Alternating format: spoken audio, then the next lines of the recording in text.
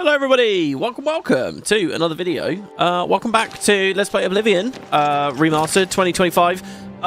We got a lot going on here today. So in the last part, I said, hey, we're going to do the main story soon, but let's wrap up. So we did an episode where we like powered up. Then we did an episode in the last part. We ran around finishing loads of quests. Like we knocked a lot of stuff off the list, which I'm quite happy with. Looking at our quest list here, there's still a lot on it, but it's way trimmed down from where it was. So I think that's pretty good. I mean, look at all these completed quests we've done, guys. Look at this. This is quite a lot already. You know, I never really planned for this LP to be like 100% LP, but looking on the wiki, we've got through a good proportion of stuff, actually. You know, the thing is, I mean, the Mages Guild is really long, the Fighters Guild is really long, the Thieves Guild is really long, the Dark Brotherhood is really long. And, you know, we've barely scratched the surface of any of those. I mean, the Mages Guild, we're like maybe halfway. Anyway, so in the last part, we did a bunch of quests. I was saying the whole time we were going to go do the main story. We're actually going to do that now. We sort of ran out of time before. We will. So we're on Dagon Shrine. We found the Mysterium's Arxes in the city. No, we didn't. We're looking for the Mysteriums. We're looking for the Amulet of Kings that they've stolen. And we found like a map to their cave where they all hang out. So the game is go to the cave, get the Amulet of Kings. That is our priority. That's going to be the first thing that we do. And I'm not just going to do the one quest. I'll do a couple of them in the row. There's also a really cool thing that I want to show you off today to do with one of the lost cities that was cut during development. We're actually going to go visit the site of one of them and basically just keep doing more main story stuff all day, really, which should be really fun. Well, all day, all episode. The other thing I will say is I was off screen. So we're here at Chaden Hall today. I need to drink a feather potion. I was going to, or I did, log in and like clean up my inventory and all that kind of stuff. As soon as I got in the shop there, I felt kind of weird. Like I sort of want it to be in the episodes. And then after just a couple of sales, our mercantile hit a new threshold. So if you look at my skills here, mercantile is 74. I made like 2 sales and it leveled up and it got to a big perk. And I don't really want to do any of that stuff off screen. So what does that mean? That means we're going to be doing the vending right here at the start. Sorry to anyone who feels like that might be boring. The other thing I'm going to do at the start here is once we vend our stuff, I'm finally going to retire this armor. Let's get into our ebony stuff. It won't be enchanted. But the thing is, from the power-up episode, right, what was really important was the spell reflect, okay? And the truth is, we don't really get that from our equipped stuff. We get resist normal weapons from the Orc Cuirass, Fortify Fatigue from the Greaves, the light on the North Star boots that doesn't even do anything, and then the Shaman helmet, Fortify Magic at 20 points. That will suck a little bit to give up. But all the good stuff we have really is like from the shield and the like jewelry we're wearing. So we've looked like this for long enough, like probably 2 or 3 episodes more than I realistically would have wanted. I don't know you, and I don't care to know you. This guy does not like us. Get out of my way before I have you slapped in irons. This, I think, is the corrupt... See, look, he won't even speak to us. I think this is the corrupt guard from the quest that we haven't done here yet. Which, as we go through the main story, I'll explain why we're kind of holding off on that. But yeah, a little bit of third-person gameplay should be fun. I saw a mod, guys, last night that I was... Okay, first of all, I have installed one, right? Check this out. I got my axe. I'm going to hit, and here's our wheel. I'm going to mouse over. I'm going to click shock damage. And on the top left, it says shock damage used. Now, did you notice anything? What was weird about that? Ah, I didn't get a pop-up. Normally, we've been getting, every time I hit a potion, we get the little pop-up and we're menuing again, aren't we? Would you like to use the poison that you just clicked a hotkey that you definitely want to use the poison? Yes. And then I do it over and over and over again. So there's an Unreal Engine 4 SS plugin that came out last night, which means that you can get rid of that prompt won't show up, so we'll flow a bit better, the combat will be a bit better. There's actually a lot of Unreal Engine plugins coming out now. Like you have the Oblivion script extender plugins, which handle a lot of like you know, Oblivion side stuff, and then the Unreal Engine plugins kind of can change a lot more. Like they can do slow-mo when you're in the spell, in this wheel, slow-mo when you hit things, slow-mo when you kill things. There's a lot of that stuff going on at the moment. That does make the combat feel like quite weighty and meaty. I know it sounds like it'd be terrible, but it's not bad actually from what I've seen on the videos. Not that I've actually played and used it. Anyway, so yeah, this I would have thought this would be an OBSE thing, but no, it's an Unreal Engine thing. And it gets rid of that pop-up with the poisons. There's another thing that came out that I was so excited about. I saw it there on the Nexus. I thought, oh my god, this is the greatest thing ever. I'm so excited to show this off to people. I'm definitely going to install it. It's called True First Person. And what it means, so this is a thing that you could get in old Oblivion. There was like a dedicated mod for it, and then later this big toolbox mod came out called Oblivion Reloaded, which had like loads of shaders and better alt-tab support and shutdown support because it always crashed and hung when you tried to shut it down. You know, better water effects, but also it had a thing where when you look down, you'd see your actual body, right? When I look down, I want to see the Mythic Dawn robes down there. When I look down, I want to see my, you know, my orcish armor or whatever. So there's this, so that's all available on old Oblivion through Oblivion Reloaded. As like the modern solution for it. So everyone wants that at the moment, but people are really, really excited about that for the remaster. That hasn't existed. So last night I look and there's this thing there, True First Person, and it's got screenshots of a guy looking down and he can see his whole body there. And it basically says, yeah, this lets you see your body in first person, blah, blah, blah, blah, blah. So it looks amazing. I'm so excited. I'm ready to download it. But as always, you know, I tried to do my due diligence. I do a bit of reading, went to the comments, and the comments are just full of people talking shit about it, saying it's terrible. Basically, what it actually is it's third person, but what he's done is he's moved the camera inside your head, right? So, as we're running around here, the camera would be locked within my Argonian. So, like, you're clipping into your own face when you're running forwards. And none of the first-person animations and stuff look good or work properly. It's just terrible, basically. It's like a really, really clunky, hacky shit way of doing it. Apparently, there was a Skyrim mod that did that as well a few years ago. So, it's not quite the solution that we're looking for. But hopefully, by the time, you know, a little bit more time passes, we will see it. And, you know, if it does end up being a thing, I'll definitely grab it. That's one thing I'd love to see for the game. Another thing is the UI inventory stuff. A better inventory would be really nice. There is one already, but yeah, I don't know. It's not good enough. It doesn't have subcategories and stuff. And the other one's hotkeys and spell wheels. Those three things, for me, that would make the remaster, like, complete. But yeah, anyway, so I've updated the pin in Discord, blah, blah, blah, blah, blah. Right, we just need to go to a shop. I started running around in circles there just to give you guys something to watch while I ramble. But of course now it means I'm lost. Shall we sell to the people of the Fighters Guild?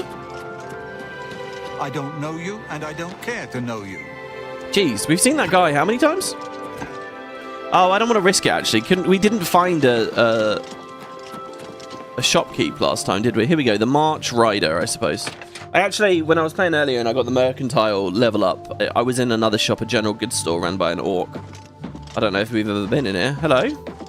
The March Rider sells and repairs weapons and armor. Can I help you? I'm Tertia Veducia.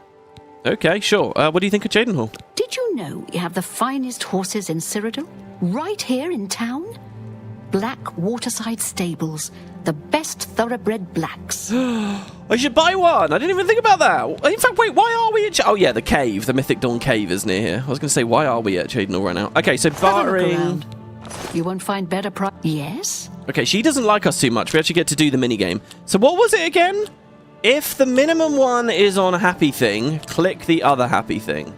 I like that a lot. If the minimum one is on an ugly thing, click it. You're a big fat liar. That's a bit I can't argue with that. Wasn't that it? That's really... You're pathetic. I won't fight you. Something like that, right? So an I'm ugly not buying thing. That one. I can't argue. You're full of it. Oh, that's great. That's really too much. I can't argue with that. So on a happy thing. So on a happy thing. Oh, don't make me... Was that supposed to be a compliment? That works for me. There we go. We're at 80 now. Brilliant. Yeah, I don't know. The persuasion thing's a bit weird. I can't remember how they did it in Morrowind. I've been reading a lot about Morrowind the past, like earlier this afternoon. Okay, not a lot, a bit about Morrowind. People were talking about how much fun they had in Seedanine and the, which is like the opening village you start at in that game, and how good the quest design is, like leading you to all the nearby areas and getting you to grips with following NPCs and stuff. All right, bartering. Perhaps you need new armor, a weapon. I have a large selection of both. So we've never been here. So this is Captain Corden's saber. Another shiny scimitar. Absorb endurance, agility, and blade. That's kind of cool. I like... Oh, man. You remember over Christmas we did the Masters Challenge in FFX, and it was like... it really showed how cool the mechanics are, actually, when you put a bit of pressure on it and when you tweak it enough. It's actually really beautiful. There's a lot of dynamic, fun ideas in there. I feel so similar with Oblivion here. Like, look at that. Absorb blade on strike. This is like a ramping cutlass, right? Every time we strike, they lose a bit of blade. I gain a bit more. I ramp. It's cool, isn't it? Absorb agility as well and endurance. But I don't know. Even if I was with blade, I doubt I'd mess with this. Brief history of the Empire 1. Doubt she has much else. Usually they only have the one big enchanted item, don't they? And that enchanted item we can probably only see because we have level 50 mercantile right now. Okay, well, there you go. So let's turn this off. Now, I'm going to start selling. So I'm on all items. I'm clicking heaviest first. We got this Warhammer of Absorption. Oh, we want to haggle as well. I'm going to go up to 70 and just see. She's got quite a lot of money, so this might not work out well. You need to make a better offer. Yeah, that's a shame. 65. No deal. Well, she's offering me 1,000 septims anyway. That's a good deal. There we go. We have the 2 battle axes of the dynamo. I'm not going to lug 2 of them around. It's a nice idea, but 62 weight. I mean, when we level our blunt up, they get lighter, don't they? But still, we'll get rid of that. Thundercall I'll keep. So red wave, this drain health on strike cutlass that we had, and there you go. This is what happened before. So mercantile mastery increased. Negotiation. Bargaining, dickering, haggling. They're all a means to an end. Getting the best price for your goods. You are now an expert of mercantile. All merchants in the world now have 500 more gold available. And you can invest in a shop to permanently increase that merchant's available gold by another 500. So, Tertia here has 1,000. But when I click continue... Oh, maybe we have to close out. My patronage. Armor, weapons, I have it all. There you go. How may I help you? Now she has 1,500. So basically, what is this modeling here, this mechanic? Is the idea that she's dipping more into her savings? This is money. There's next 500 septims that they're not really for the business. But I've convinced her that my stuff is worth so much. She's gonna, this is like her grocery money for the week. This is... her rainy day fund. This is what she's saving for a holiday this year, and I'm convincing her that she can spend it on my tat. And we'll ignore the fact that this value never goes down or anything, right? Maybe that's the idea. But yeah, so you get the 500 from that, and then if I give her 500, so all shopkeepers have this now. Invest 500 gold in this shop. I would gladly let you invest in my shop. The extra coin will allow me to purchase more goods from adventurers such as yourself. So the dialogue there, first of all, I'm wondering, does everyone have unique dialogue? Does every vendor across the whole game have unique dialogue for when that gets clicked? I don't know. Maybe it's probably like generic, right? Like rumors or something. It's based on her sex and her race. Anyway, you might think, well, why do I want to give up 500 gold? But that's increased her cap again, another 500. The dialogue kind of suggests that she'll buy a broader range of things from me now. But obviously that's not true. We already have a perk that means she'll buy anything. I offer the finest goods and lowest prices in all Cyrodiil. So I don't know. The investment mechanic, both of these mechanics actually feel a little bit like half-baked. A lot of Oblivion feels that way, really. Like you can sort of feel... there was an idea there, and then they ran out of time. But anyway, so now she's got 2,000 septims. So she will pay me the full 2,000 on the Cuirass of Pain Resistance, right? Which we could sell. Should we sell it? I mean, when am I ever... Here's the thing, right? The gear that we're currently wearing, this Orcish, I kind of want to keep. I want to put it, stash it in my house. But I want to put it on a mannequin, like we were talking about mannequins in the last part. I would love the idea of having a mannequin, and here's my original armor that I wore. Now here's the next thing. It's like when I play Terraria. I was talking to Kerry about doing another Terraria run last night. But when I play Terraria, I love doing that. I love building a little base and, like, fixing the stuff to the walls. Here's this mannequin of stuff. Using the item frames. It's cool. Minecraft is similar. I'm not quite at that level, though. Terraria is really cool with the gear. I would want to do that here, but there aren't really mannequins as far as I know. And, I mean, I'm never going to wear this again, so what do we do? But are we that hard up for money? That's also no, so maybe I'll just hold on to it. All that conversation is just to say I'll hold on to it. Okay, so we got this ebony helmet here. The Staff of Flame, I'm going to get rid of it, guys. I'm going to junk it. It's heavy. Remember, we're sorted by heavy right now, so anything we sell up here is a good thing to get rid of. We don't have 2 of any of these things, do we? No. The Tome of Unlife. Thank you for your patronage. Patronage. You too.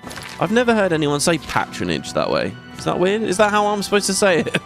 As a British man. Patronage? I would say you get patronised, certainly. Tome of Unlife. Oh, it's this.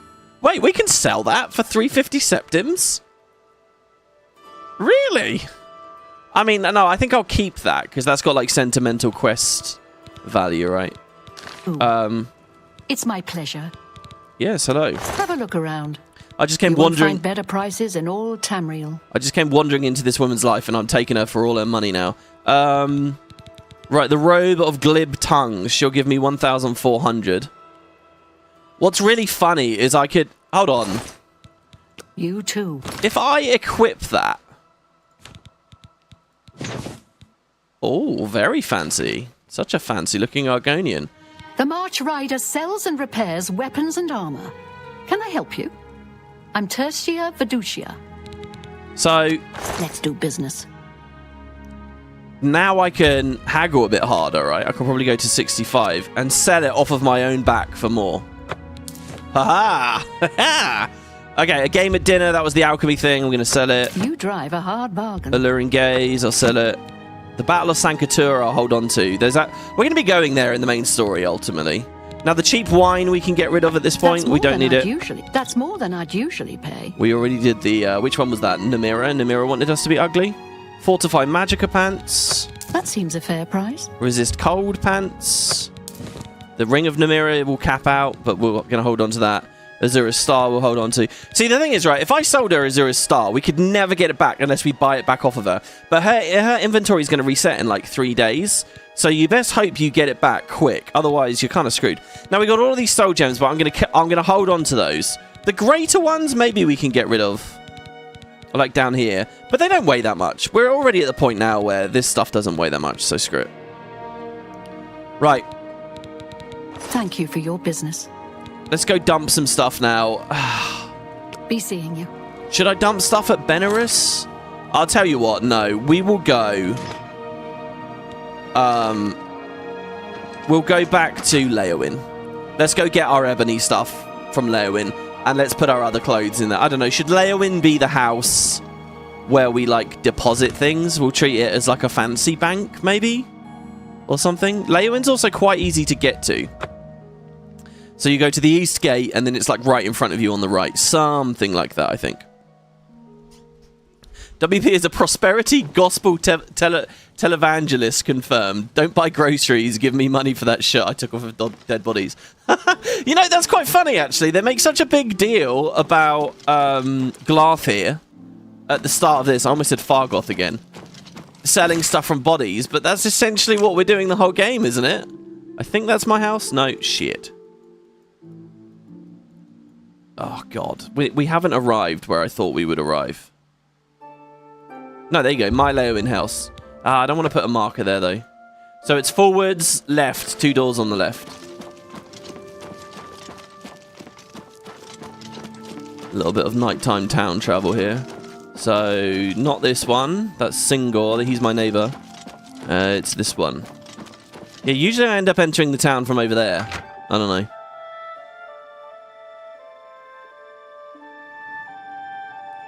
Okay.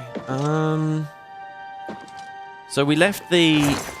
So that's an olive vest. We left... I don't know what... I can't remember what I used as my wardrobe. This? Here you go. This was my wardrobe. Alright, so... Let's wait till day so it's a little bit lighter in here. Since I don't think I actually have a torch on me. This wardrobe actually looks more like a food pantry that I should be using for ingredients. Yeah, it's got that little pot on top of it. Yeah, see? And I don't think I want to mix the ingredients all over the place. But here we go. So, ebony. Except the shield. We're not going to use the shield because... It's such a shame because it looks so good. Because Spellbreaker is so amazing. I mean, maybe later we can figure something out with that. So I'm going to go here, I'm going to go here, and I'm going to go to deposit the Curious of Pain Resist, the Greaves of the Warmonger, the Tower of the Nine, the North Star Boots, the Shaman Helmet, I guess these silk robes as well. There you go. I'm going to put the bound stuff in there as well. It doesn't weigh anything, but I'm just going to get rid of it just for cleanliness here. So there you go. And then we'll equip the Ebony. Ha ha! Wait, we're missing a slot. What are we missing? Helmet, boots, greaves, curious. Oh, maybe we're not missing a slot, actually. Why does it feel like I'm wearing less than I was before? Then we got all this jewelry here, too. But I'm happy to just hold on to it because it doesn't weigh much. So whatever. But yeah! Let's go outside. Oh, we get one of those, like, red tassely things on the tip of the helmet, don't we? And with these Grand Soul Gems, we can enchant it with, like, Feather. Or, realistically, what I'd like is Fortify... to you. Fortify Magicka. Increase my Magicka cap. So, I think I'll just go do that straight away, actually. Greetings to you, too. God, we look fancy now. Nice. Okay, so, the Arcane Universe. Oh, we could go to... Frostcrag? No, this will be quicker. I don't want to get too this is how this game goes. I'm gonna end up getting distracted. I'll blink. Suddenly it's been an hour. My coffee's cold, and we haven't even gone to start the main story yet. How can I be of service? Hello. I cannot resist but look over at that guy and say hello to him. Okay, so we're gonna do some enchanting here. Ah, Magister. I just remembered. There's something I'd like to discuss with you. Be seeing you. Hi there. Great. It's my pleasure. Please continue. Hello, Erlav Jarl. Are you going to turn me away like you turned that person away? Rumors. I understand that Dagale is in much better control of her faculties now that Cawthor's plot has been exposed. Yeah, we got her a book. Wait, it wasn't a book she needed. What was it? A good day. Amulet, maybe, or something? Good outfit, the Riz Lizard. Oh, that's a good description. I do like Ebony. I'm not going to say it's my favourite set, but it is definitely a good set.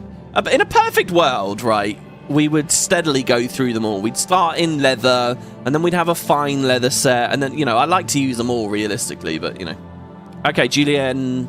Greetings, Wait. apprentice. Greetings. I'm confused. This is the alchemy room. I don't want to be in it. That bookshelf near the door is getting worse and worse and worse. Every time we go in and out, I swear the physics is breaking more, and they're just going all over the place. I'm busy, but I need a moment of your time. Here we go, the Cryonasium. That's what you're wearing now too. You borrowed it from Umbra. I haven't talked about Umbra in the Let's Play yet, really. We will see Umbra. We will do Umbra at some point, yeah. I think Umbra's ebony gear is interesting because it actually scales differently. Like, it can be... If you get it too early, it's actually weaker than normal ebony, believe it or not. But I think if you get it really late, it's stronger than normal ebony? Don't know. I can't remember. All right, so the boots first, I guess. Grand Soul Gem. Wait, do we only have one full Grand Soul? No, we probably have a bunch. They're just not stacking.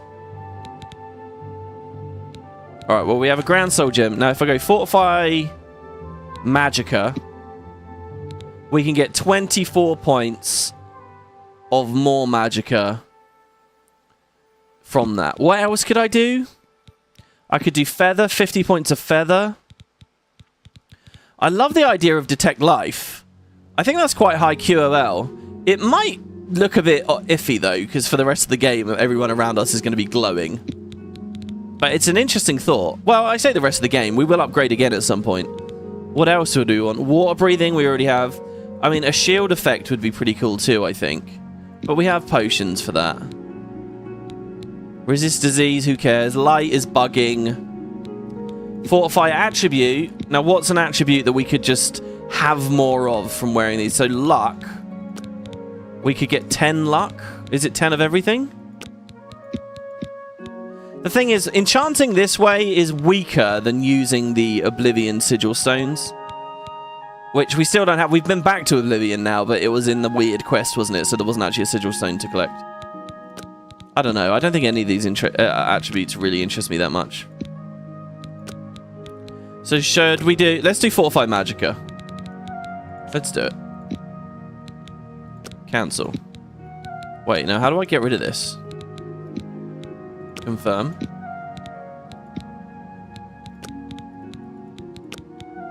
This is weird. How does this UI work, right? So, with the other things, when I put an effect in, if I clicked, it would go away. But now when I click, it's allowing me to select... So confirm will leave it there. Cancel will leave it there. Clicking deeper will just give me an attribute option. This UI is terrible, man. The Oblivion doesn't get that complex. This is about as complex... Oh, no, sorry. Shift left and left click to remove. Weird. Okay. So I'll take back my rant. I didn't fully rant. All right, let's do... I mean, I kind of like the idea of feather as well. If I could put it on everything all at once right now. But I think we only have the one gem. I mean, we could do the one gem, the 1 grand gem, and the others as lessers, because why not? No, let's do Fortify Magicka. Ultimately, that's something I've been butting up against a lot. I want more Magicka. So let's do it. So let's... Oh, and we need a name for this. I'm just going to call it Ebony Boots still. I know that's really boring. But I'm planning on doing a few of these and fancy names for all of them just because they have Fortify Magicka. I don't know. Oh, there we go. We've created a new enchanted item. Then we can put the Cuirass on. And a Grand Soul Gem. And Fortify Magicka again. And we say Ebony Cuirass. And we say enchant. And then we say the Greaves. And a Grand Soul Gem. Okay, we do have 3. I thought we had 3. Fortify Magicka. Ebony Greaves. This is pretty white bread as far as, you know, enchanting goes. We'll have other sets where we do other cool things. Don't you guys worry. Okay, and now I don't have any more grand gems. The fact we found and filled 3, actually, I think is pretty awesome. So the next best thing we have is Greater Souls. So I'll just do that. Greater Soul Gem. I don't know how good this is going to be. Fortify Magicka, 20 points. It's pretty goddamn good, even with the Greater Gem.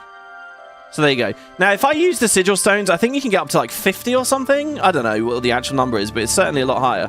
By the way, it's 2,000 Septims each enchant. Holy shit. Well, we still got a shit ton. All right. Nice. Legit. Quite happy about this. Oh, okay, I am missing the gauntlets. Yeah, I thought I was missing a thing. Rhett just says you're missing the gauntlets for the full set, WP. Almost there. There's no set bonuses in this, are there? But still, for the drip, we need to... Yeah, I thought we were missing something.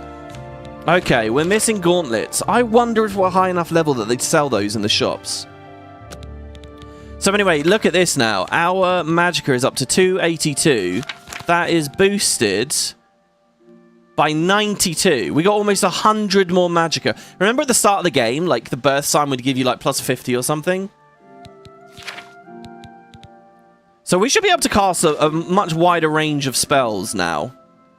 Like, or at least we shouldn't feel the pain of them. Like, we can do 2 shields in a row. Before it has to recharge, which is something, I guess. I don't know. Or maybe when we want to do some big AoE shock things. I like the idea of having a big, like, an elemental... Well, I like the idea of doing like a drain spell that is AoE to top ourselves up. Ah, you must be the Arcane Universe. I am. Was I in the store really for that long? Okay, it's 6 o'clock.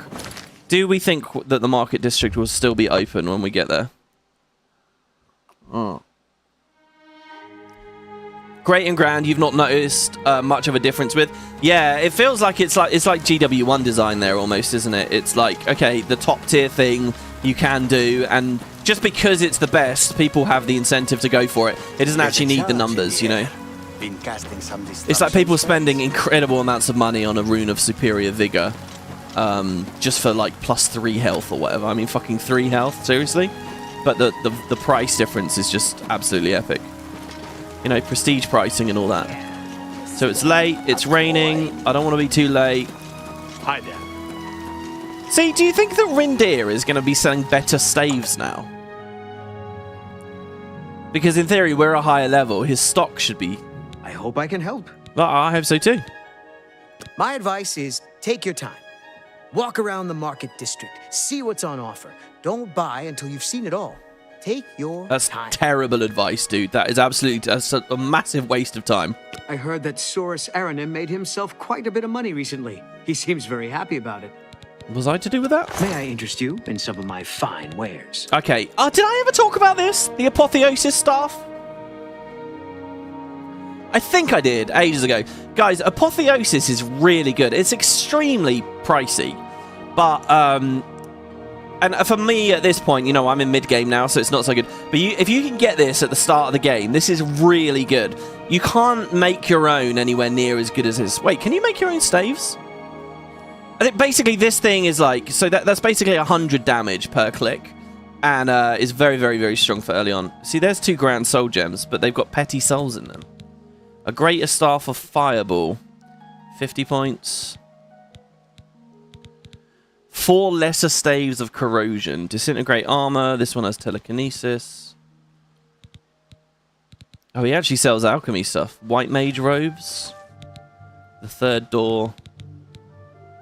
Staff of Light, 40 feet for 240 seconds. I do like the idea of the Gandalf roleplay, I must be honest, but yeah.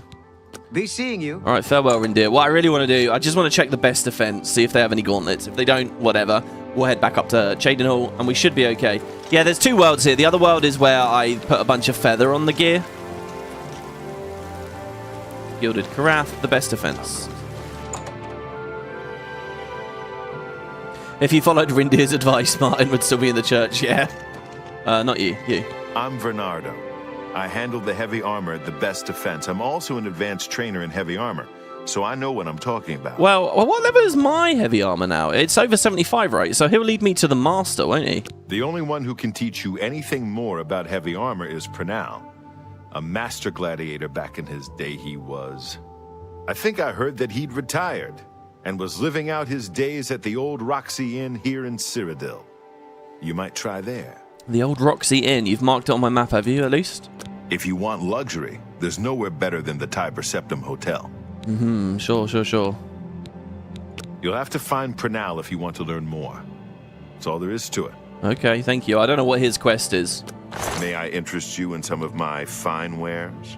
The Ages of the Apocalypse we've looked at multiple times. Orcish, steel. Yeah, how did I get all this ebony stuff? Because they're not selling it at the shops. So hold on, though. I should probably have some gauntlets, right? Like, I'm not wearing any gauntlets at all right now. Maybe we just buy these steel ones off of him and dump them at the earliest opportunity? Can we shift this up a bit more at this point? I'll buy 1 pair of steel gauntlets. That's reasonable. I think it's my personality holding me back now with these better prices. Ain't that just a thing IRL too, right, guys? There you go. Yeah, I thought we didn't have everything. So there you have it. I'm wearing the mittens again. We're back to steel mittens. But it's something. It's another 3 armor we wouldn't otherwise have. And there's no like there's no gloves in this game. That's what I meant when I was talking about the handcuffs, the prisoner's shackles. So anyway, by equipping all that stuff, we're at 95% spell effectiveness, which is okay. Like, that seems like a weird mechanic as well to me. Like, we've basically seen it just be at 100 or 95 most of the time. But there you go. Naomi says, thank you for streaming. Hey, no worries. This is so fun. Thanks for watching. I mean, really. I'm doing it because people are having fun watching and I'm having fun playing it. You know, it's really, really cool. Okay, so let's go to the Black Waterside stables. Shall we buy a new horse? Should we buy a Black Chaden Hall horse and give it Black Chaden Hall armor? Okay, that last bit, I don't know how that actually works. I don't know how horse DLC works out. Oh, we got the locusts or crickets at night here. Should we say goodbye to the old nag at long last? What time is it? It's midnight. Definitely a good reason to sleep. Or stand around, I guess. I'll wait till 9. I don't know what kind of hours these guys do. I'm thinking because it's rural, they're up earlier, so the shops like open earlier, but you never know. Right, so we want one of these nice horses, do we? They've got 2. Hopefully they're both for sale. There's a paint horse there as well. What do you think of the horses here? If you want to buy a horse, go inside and talk to Tovis. Thank you. Okay. You too. Oh, she'll talk about the dodgy fines in town as well. That's quite nice.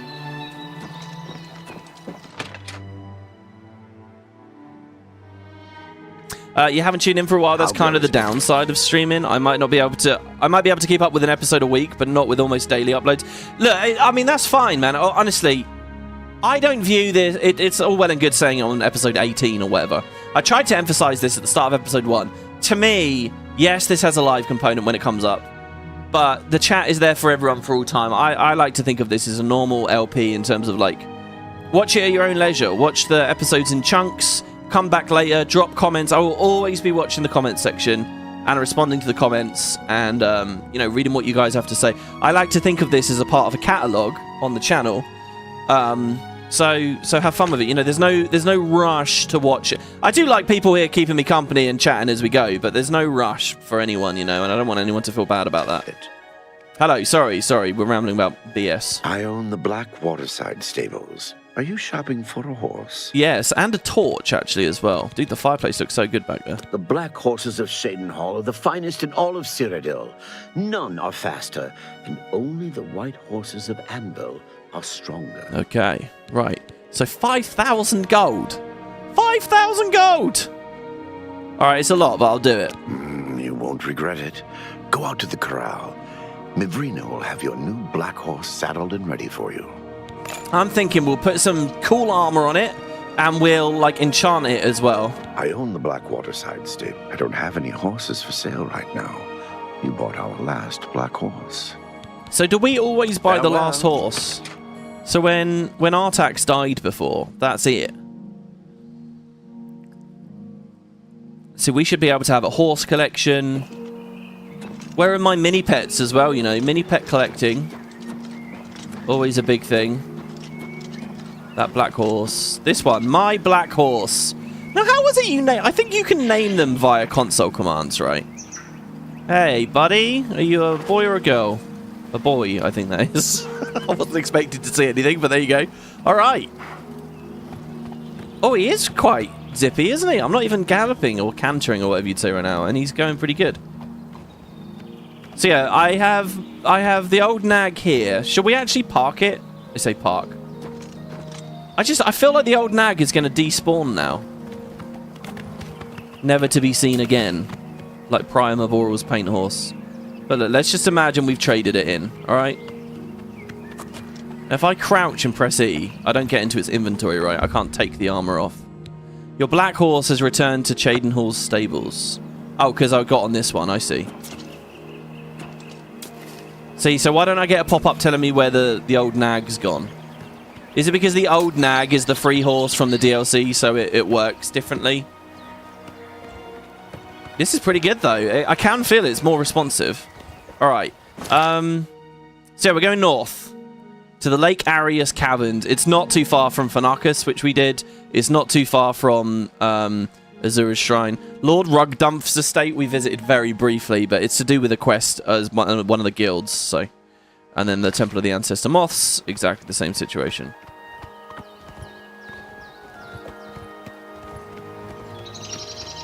I'm hoping that just by following some of these roads, like these loose dirt paths anyway. The Knights of the Thorn Lodge. The Knights of the Thorn. I'm pretty sure these guys are related to a main story quest coming up later. So let's not worry about them too much. It's nice to have a little building outside the walls of the city, by the way. Because it does often feel in Oblivion like you've got the walls and then that's it, you know. A horse stable and no more. I was reading a discussion, a bunch of people were talking about like, oh, it's unrealistic that they don't have enough farmland to support the towns. But again, you know, that's just a suspension of disbelief thing. To me anyway. So here's what we're going to do, right? We just poisoned ultra quick there.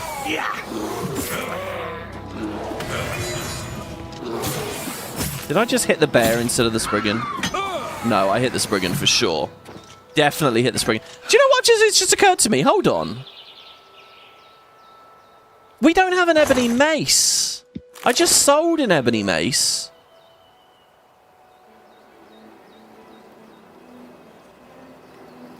Do we really want to do a whole other episode with the glass battle axe? I guess we do.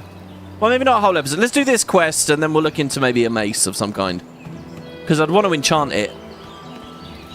Soul Trap and some kind of, like, you know, maybe we could swap to a new element instead of lightning.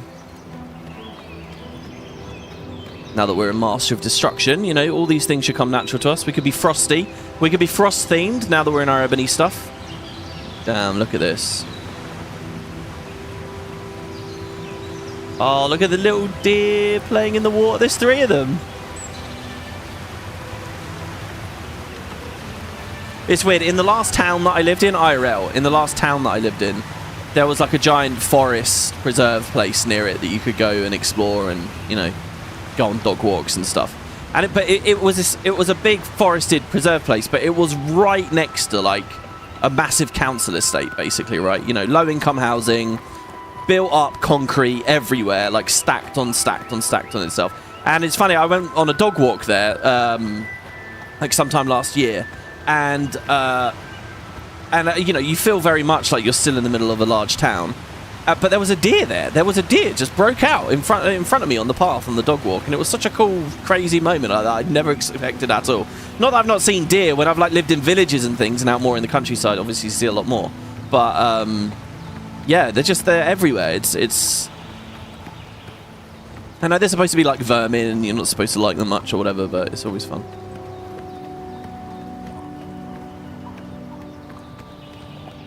We have another Heaven Stone here. We could at least interact and see what it's got. This is the Dragon Stone. No stars shine. Oh, this one's a Doomstone.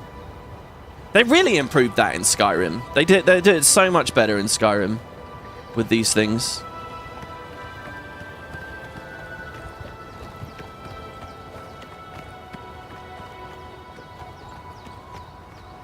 Again, like, I never beat Skyrim, and at this point, 10 years later, 15 years later, the amount that people will have invested in that game and know about that game will utterly dwarf and eclipse what little knowledge I have. But to me, one of the most defining, like, big things I always immediately think about with Skyrim is after you leave, like, Riverwood or whatever, you follow the road, and you end up, like, alongside a river looking out across a massive lake, and there's 3 of the stones there, right? And I think it's like the warrior, the thief, the mage or something. It's just such a cool moment. And that little vista, that view there, that's like Skyrim to me. Alright, well, here we go. So a nondescript little cave. No enemies or anything out here. We have no followers.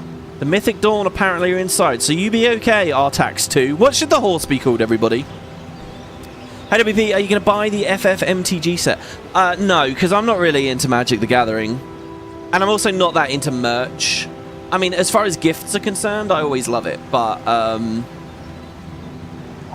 yeah, I don't know. I mean, I've looked at the art. It looks cool. And, you know, it's fun that there's new stuff about that property that's coming out, modern stuff. I think in the LP over Christmas I talked about it a little bit.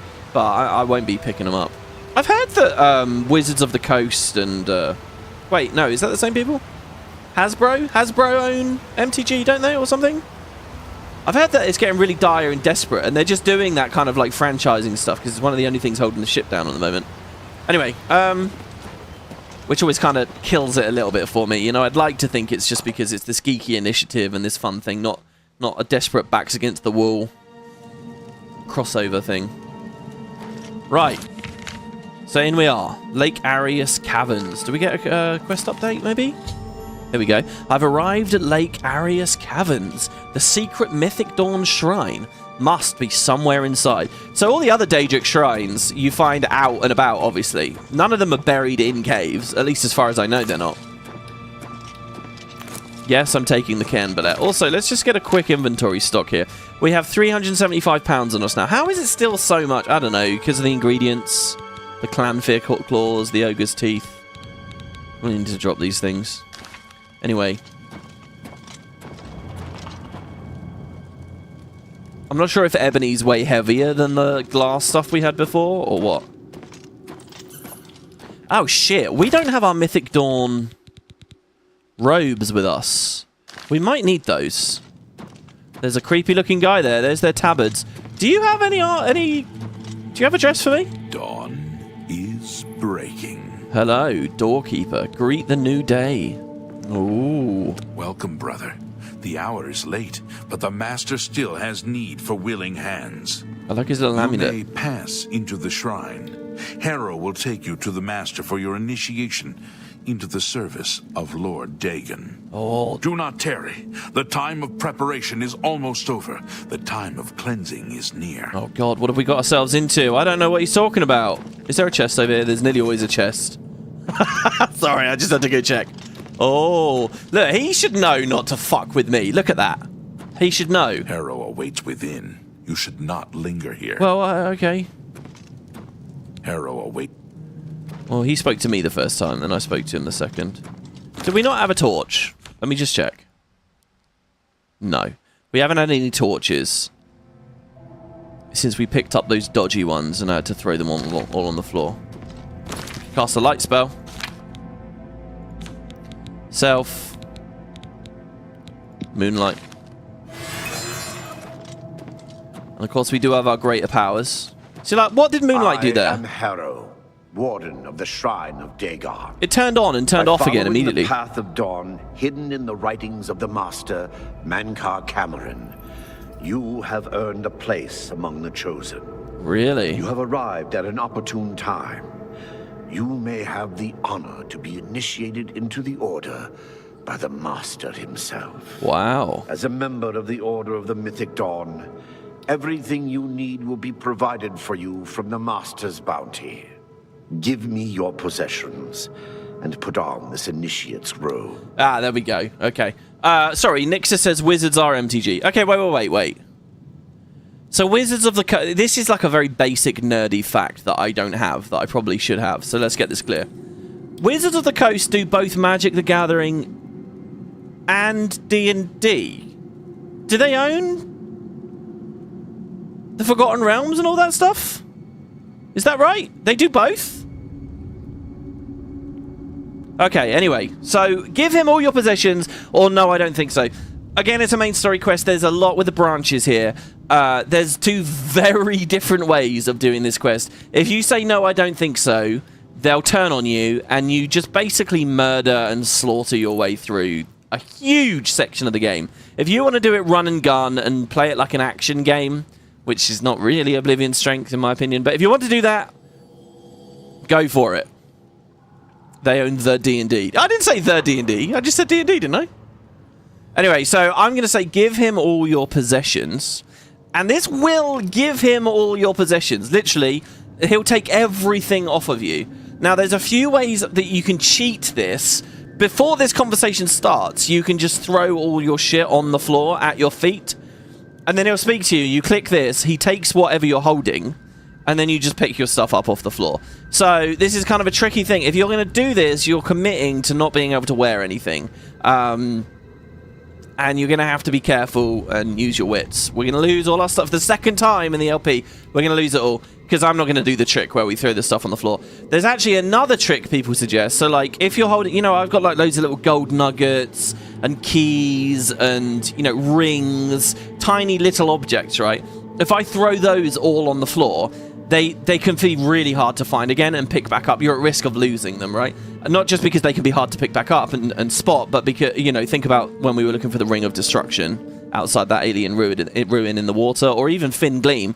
But not only can they be hard to find, but I think you're actually at risk sometimes of things clipping through the floor and just vanishing. So another thing people recommend is get an essential follower, like we've had a couple already, and kill them, like knock them out, and then go into their inventory and dump all your items into their inventory.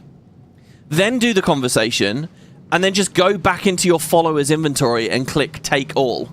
And that will, you know, move everything nicely and cleanly, and you'll be alright. The thing is, I think followers also don't follow you in this quest, so I think they'll stay at the door maybe or something. I don't know how that works exactly. But yeah, a few little tricks you can do. I'm just going to give him all our stuff. We're going to play it legit. Very good.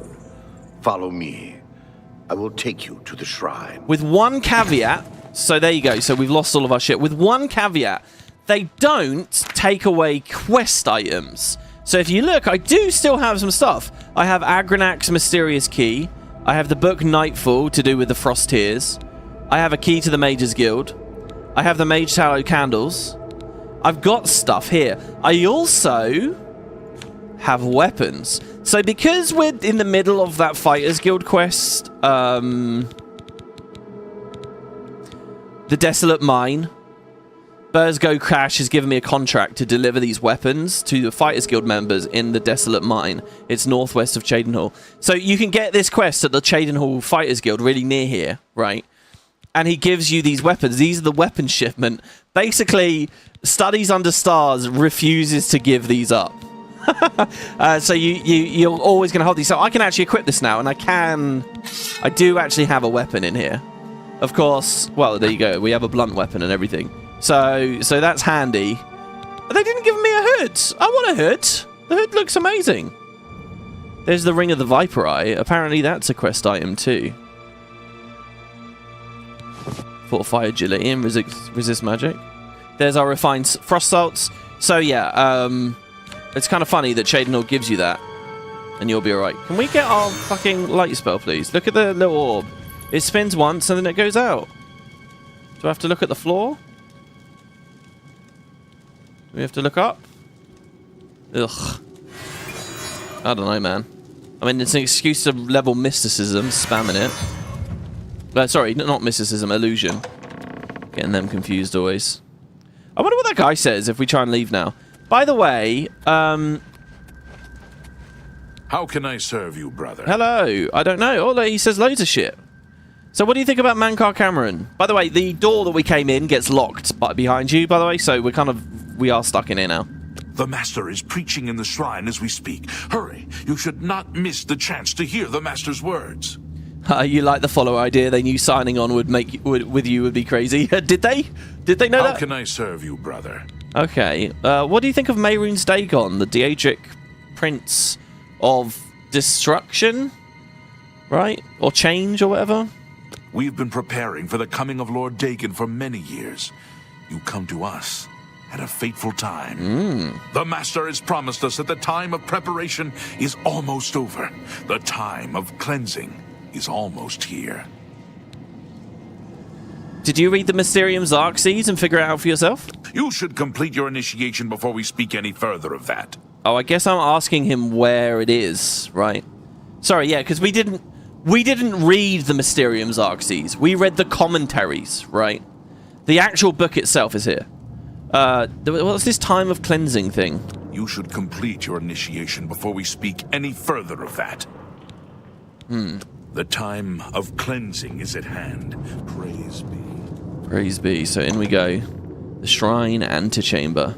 I haven't done this for years, by the way, so I'm kind of nervous here. I'm going to pay close attention to what we see. Oh, we were kind of clipped into the camera there. Hello, brothers and sisters. Greet the new day, brother. Greet the new day. Come. Your initiation awaits. Oh, he's muffled, I think, because he's technically in a different room. How can I serve you, brother? I got some really cool trivia for you. The time of cleansing is at hand. Praise be. So what's this? Dawn is breaking. Some gate. The gate requires a key.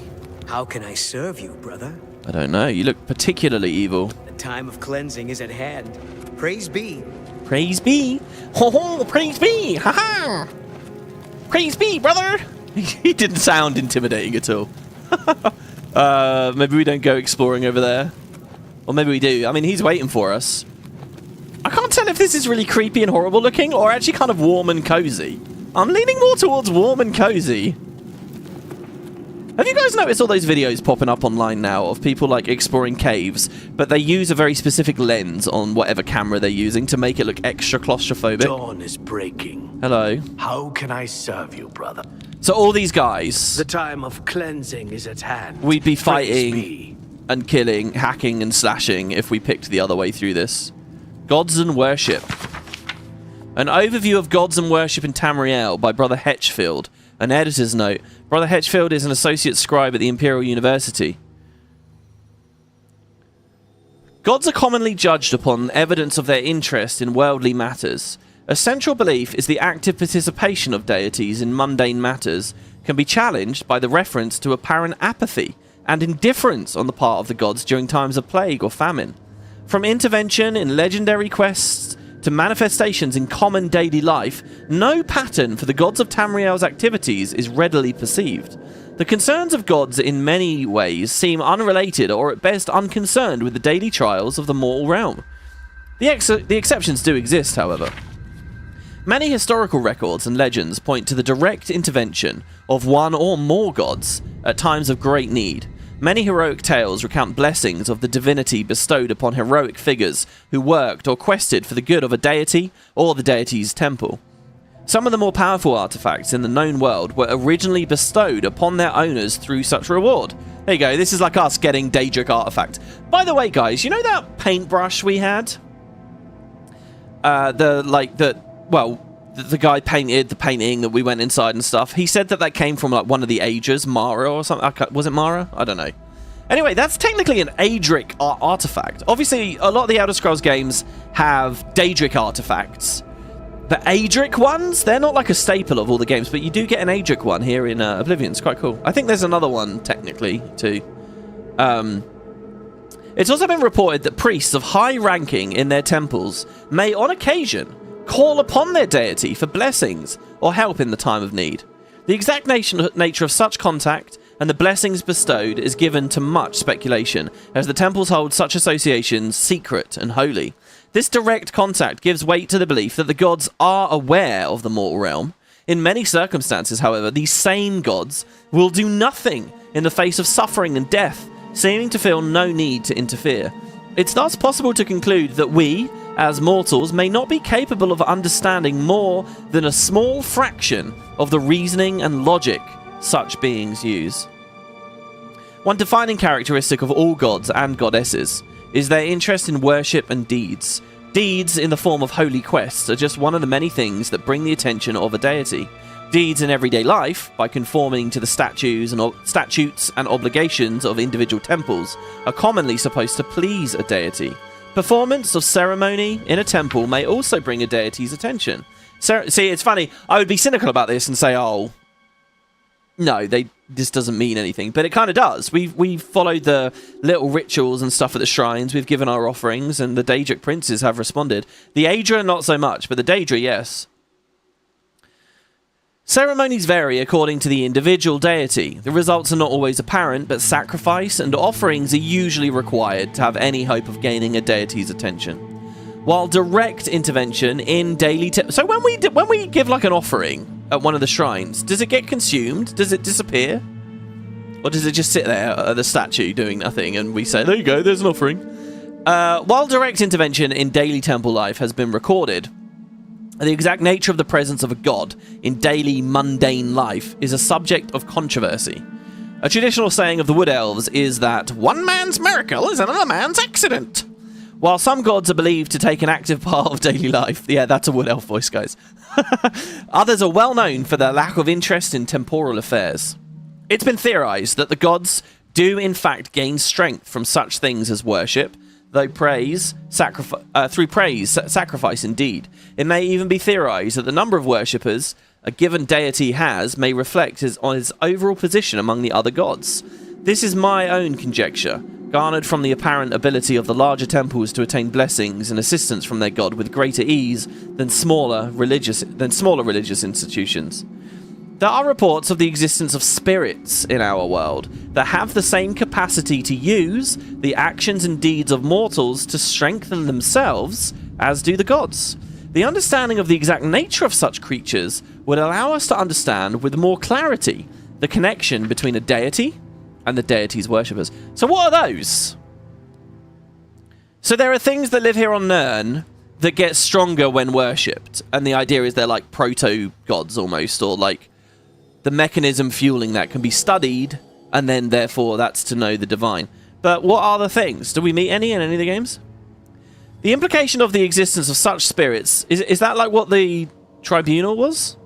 The implication of the existence of such spirits leads to the speculation that these spirits may even be capable of raising themselves to the level of a god or goddess.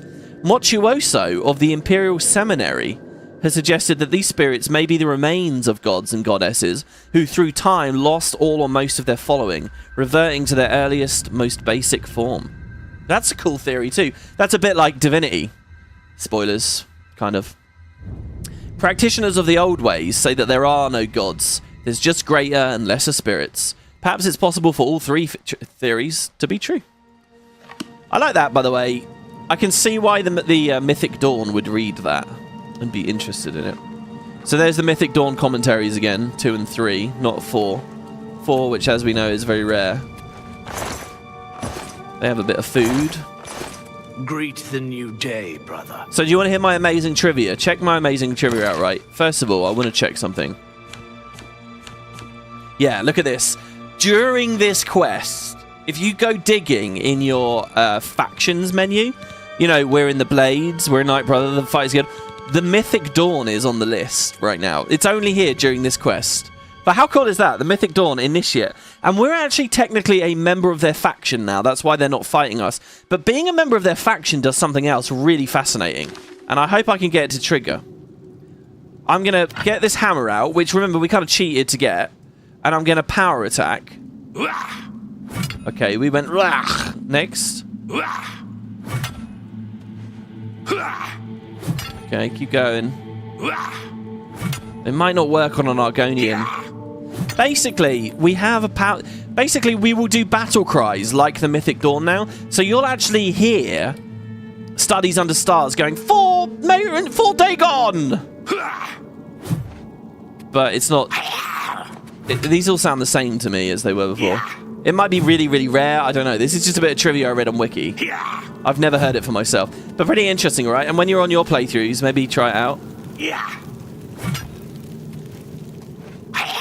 Yeah, I can't get it. Maybe later. Maybe it will work. You know, we're going to do some actual fighting before long, I'm sure.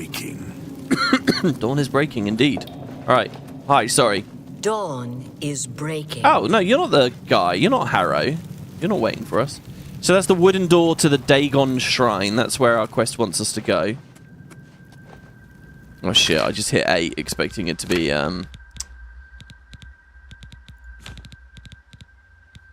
Moonlight. So this is a hard-locked wooden door. Now, we don't have a key for it. You need a lockpick or the key. Oh yeah, they took everything off of us, so we don't even have a lockpick. Oh man. Oh wait.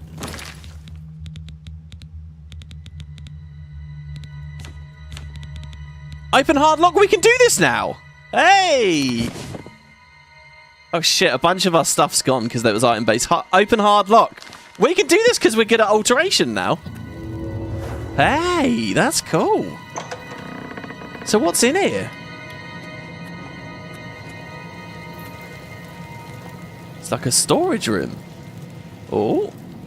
It's a lesser soul gem. People were pointing out that the 2 types of soul gems you find, by the way, you know, like they have different icons. It depends on whether you can see the soul in it, whether they're like animated or not. That one we just got, I guess, is one of the animated ones.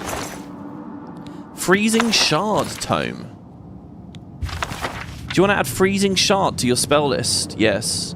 Frost damage 3 points for 5 seconds. Ugh, it's rubbish. It's a novice spell. Ugh. By the way, guys, there is... you know, we were talking about spell reflection a bunch before. There is... I can't believe we just handed over all those Daedric artifacts and everything to the Mythic Dawn. Like, they have Spellbreaker now. There is a spell tome that gives you Reflect Spell. It's the only way to cast it in the game as a spell.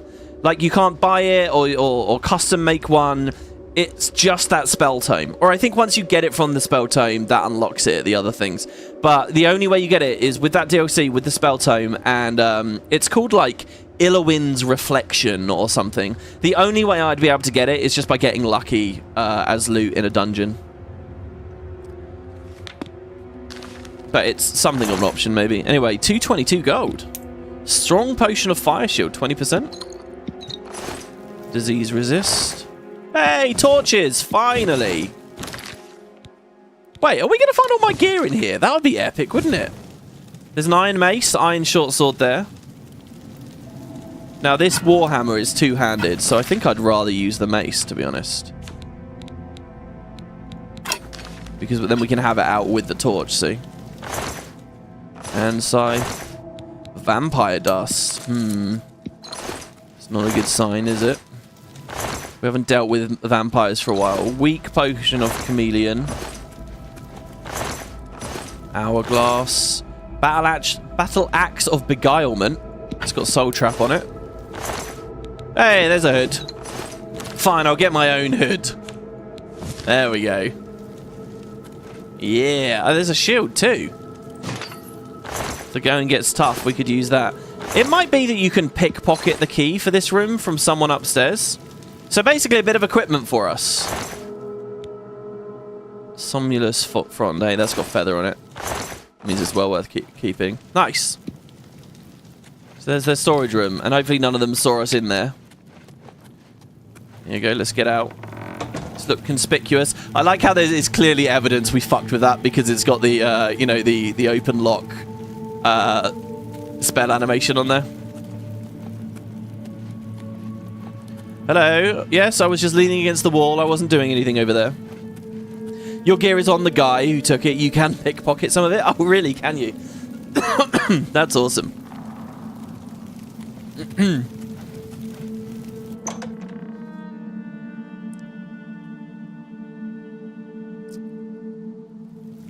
What's my favorite animal sound? Bzzz.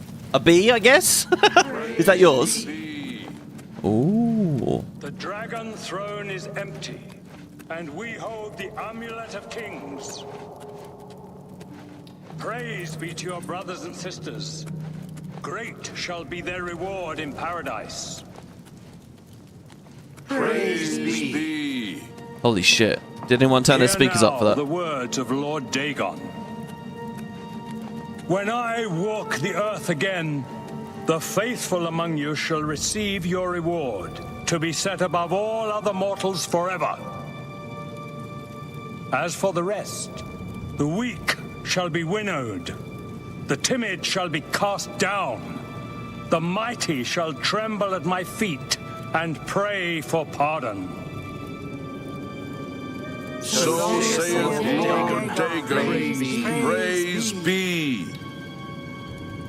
Your reward, brothers and sisters. The time of cleansing draws nigh. I go now to paradise. I shall return with Lord Dagon at the coming of the dawn. Oh. Dawn is breaking.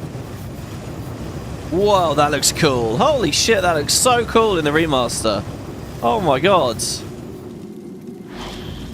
Whoa. Awesome. So there you go. So that was the guy. That was Mankar Cameron himself. Remember, we saw his son in the sewers earlier. And you know, he had the mundane ring. So he escaped to his realm of paradise with the amulet of kings around his neck. Yeah, I didn't want to interrupt him, but he had the amulet was right there.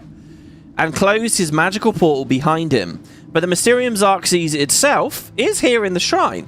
I must get the Mysterium Xarxes. It is my only hope of finding a way to recover the amulet now. So this is an interesting bit of the story, right? It's all about Oblivion. Mehrunes Dagon's realm is the Deadlands. The portals to the Deadlands are opening all around Cyrodiil.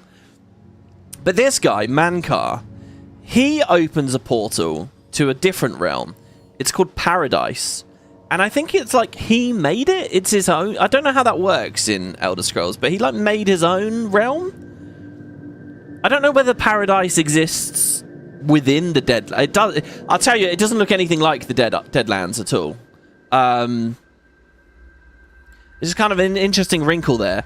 By the way, if you fuck with him during that conversation, if you run up, if you try to pickpocket him, like, you might try to steal the Amulet of Kings off of him. He's wearing it, so you can't really, but whatever. If you mess with him, you can actually bug the game hard. Now, I've had this happen before to me. Basically, this bug's here, and he doesn't properly move to where he needs to be. And, like, 6 or 7 quests down the line, not even that, actually, 3, 4 quests down the line, you can't find him anymore. He's like just stuck. He basically gets stuck at the Blades headquarters at Cloud Ruler Temple, and you're screwed. I don't know whether the remaster fixed it or changed it in any way. So yeah, just sitting and listening is generally a good idea. But there you go. Okay. We have a new brother who wishes to bind himself to the service of Lord Dagon. Advance, initiate. You have come to dedicate yourself to Lord Dagon's service. This pact must be sealed with red drink, the blood of Lord Dagon's enemies. Take up the dagger and offer Lord Dagon the sacrificial red drink as pledge of your own life's blood, which shall be his in the end. She looks like she has heterochromia, doesn't she? With two eyes of different colours. Okay, so there's someone. Okay, so if I say no, I think they're just going to attack us. So I'm going to say yes, I will slay the sacrifice. Lord Dagon thirsts for red drink. Sate him. Okay, we're going to keep the ruse up. So the question is, where is this sacrifice? First of all, I'm going to save. We haven't saved for a while. What's she going to say if I just speak to her, I wonder? Oh, it's right there. Okay.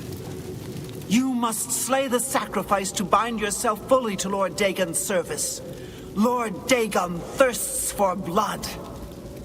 Right. So that's what she said. What does this guy say? Dawn, your blood will satisfy Lord Dagon just as well as the prisoners.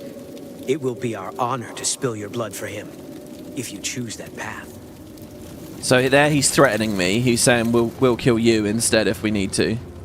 But he's saying it really cheery and creepy, actually. You know, I figured out the commentaries. I deserve to be here. Your blood will satisfy Lord Dagon just as well as the prisoners. Same dialogue. Slay the sacrifice. Lord Dagon thirsts for blood.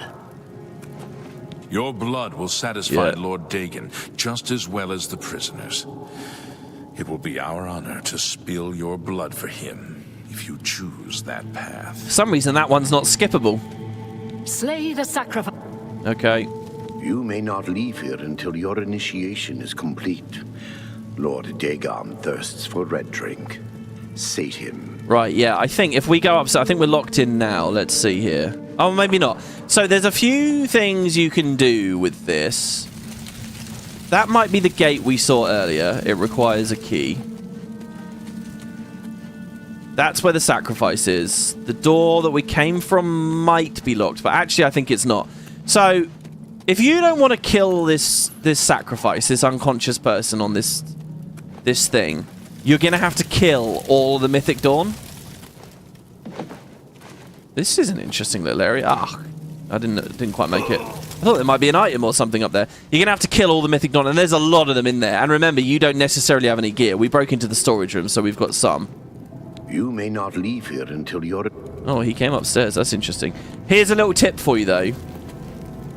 Yeah, that's not locked. Like, the very entrance to the cave is locked now. Here's a tip. If you rest, if you just wait, even like an hour, so it's 6 at the moment, now it's 7. Or maybe a bit more than that. Hold on. Let's wait like 5 hours. Let's wait till like midnight or something. Maybe it just has to be 2 hours. I don't know. But if you wait, all the guys that... Oh, no, it's still not doing it. Come on now. Wait till the morning, maybe?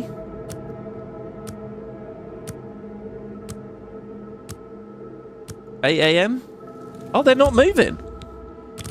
They're not moving. Uh-oh.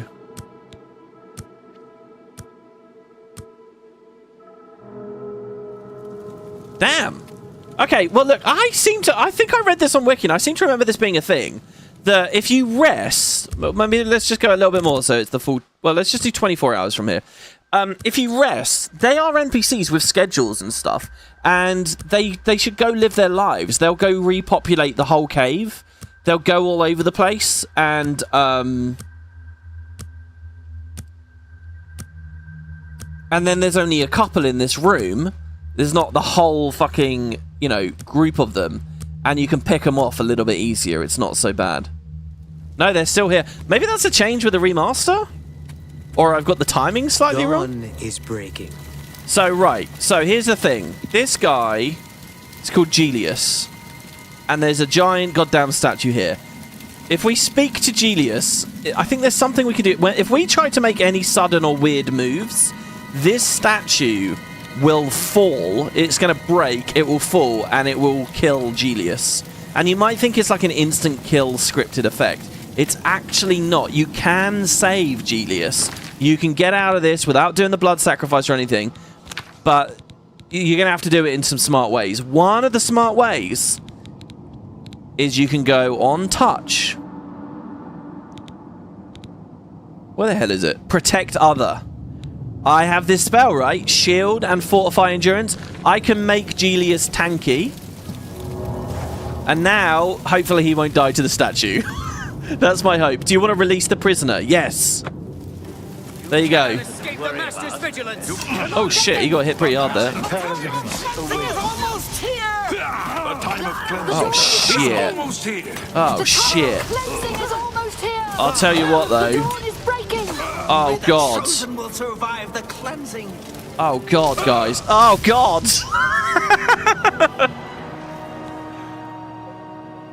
We ain't getting through this on expert. There's no way. How am I supposed to do this? So there you go. I've given you everything I know about the quest. We're going to have to steal our shit back off of Harrow. How am I... Like, I probably can't kill a single one. I need my poisons back. At least. Right, let's get the shield on.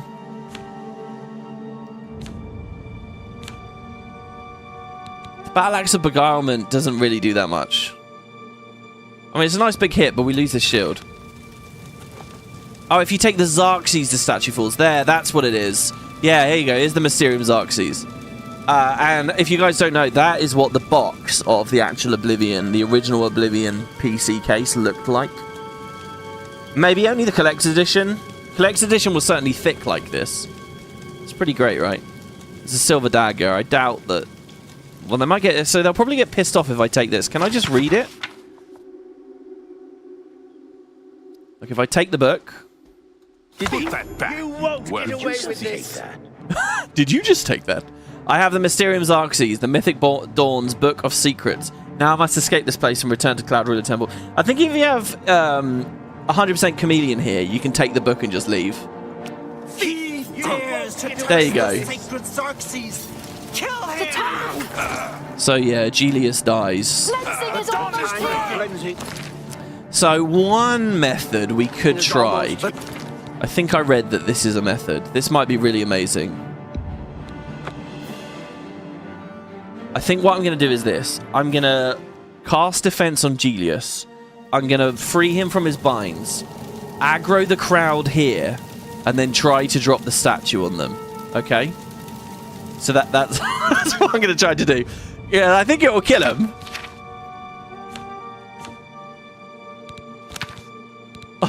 This will be amazing if this works. This will be so good. Protect the other. Ready, Julius? Ready? Okay. So now I'm going to hide behind the statue or here or something. Come on. Lord Dagon will welcome your soul in Oblivion. Come on, get them all over. Alright, that's probably... Oh, it's not good enough. We need a lot of them. Oh, shit. I'm dying so fast, though. Ah, I'm stuck. I can't get past. Okay. Take. Have the book. Did we kill any of them? We might have killed one. Yeah, we did. He just has some rice and a dagger. That's not good enough. Oh, shit. What potions did we get? Fire shield is good. Reflection is good. See, that's 15% chameleon. It's not good enough. Healing potions, alright.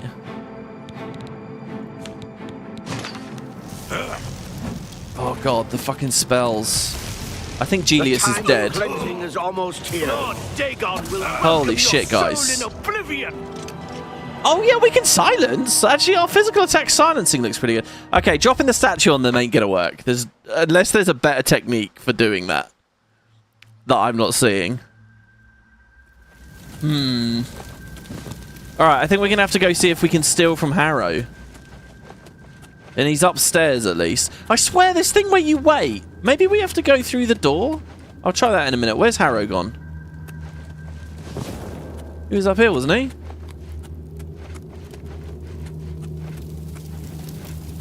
Oh, wouldn't it be amazing if there was like a weapons cache? Oh, it's an invisible wall. Okay. Well, that explains a little something, doesn't it? Acolyte, acolyte, acolyte. God.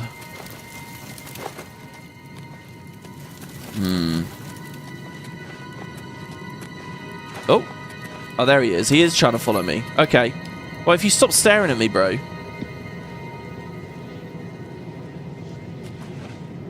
I mean, this is going to piss him off. Well, hold on, hold on. Will he follow me into this door? Like, if he's a follower, technically, right?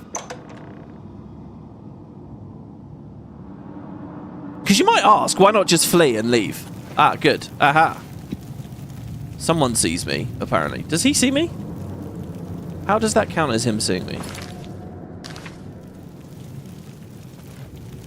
I'll drink the chameleon potion and hopefully that'll...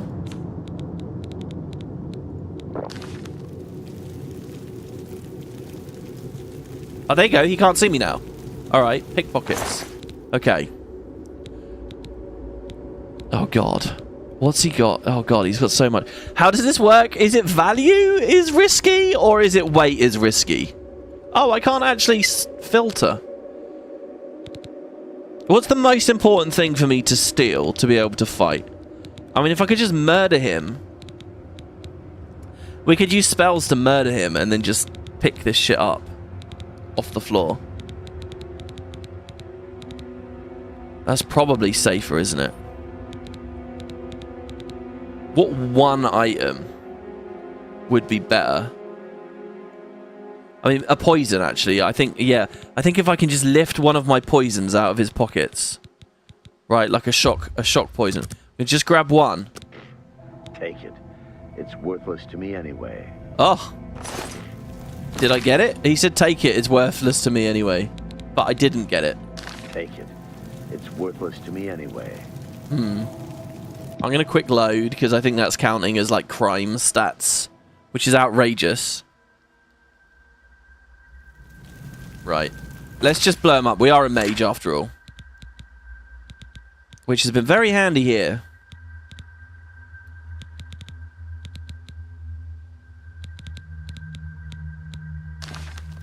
So, we're going to cast this, and then we're going to cast...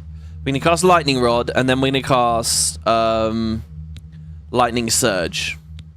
Rod and then Surge. Ready? Rod. Ah, shit. Okay, we don't quite... Do we have Magicka Potion? Son of a bitch! Ugh, we're gonna need more Magicka. Can we survive? Oh, shit. There's two of them. Oh, no, no, no, no. Need more Oh, there you go. I can cast it now. Where is he? Not that one. Oh. I do not fear. The dawn is breaking. I do not fear death. Oh, it's too long now. The debuffs ran out. The dawn is breaking. Alright, we're going to lift the potion off him, I think. We're going to have to get a poison.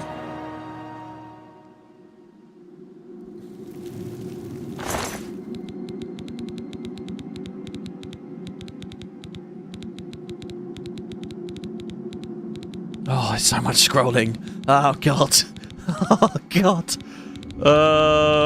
Please tell me I didn't... Okay. Surely getting just one is good enough, right? I'll just try and get them all. Take it. Filthy thief! You won't get away with this. You may not leave. You may not leave here until... I may not leave. Slay the sack. Well, it would help if she wasn't there. Oh, God, but... I don't know whether we have a higher chance stealing one or less. I think I should just try and steal one.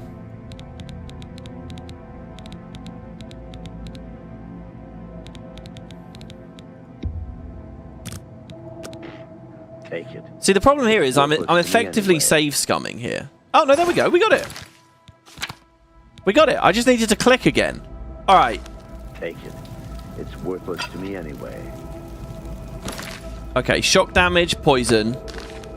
Cast. Hit. Alright, hopefully he's dead. And we can loot him. Okay, he's dead, he's dead, he's dead. Ugh. Okay, right.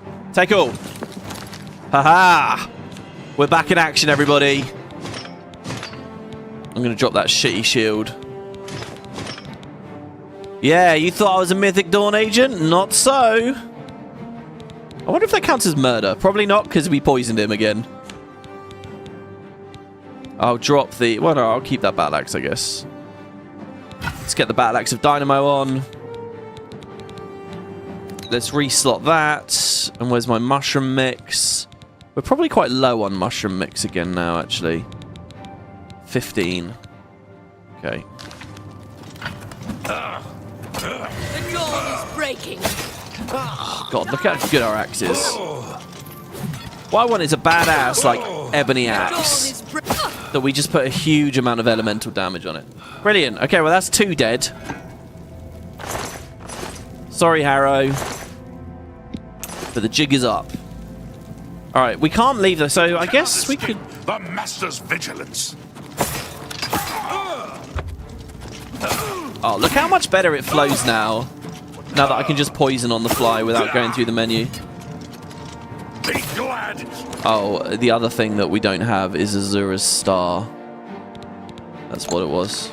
I was looking at that 7, wondering what was that. Live to see the day. Okay. So these are NPCs, so we can't really get their souls too easily. Anyone else around back here? You cannot escape the Master's vigilance. I mean, if I want to keep this guy alive... Ah, fuck, I do not fear death. I don't have much excuse for missing that. Wow, what is this room? We never came in here before. Is that him? I think that is him, isn't it? That's Mehrunes Dagon, guys.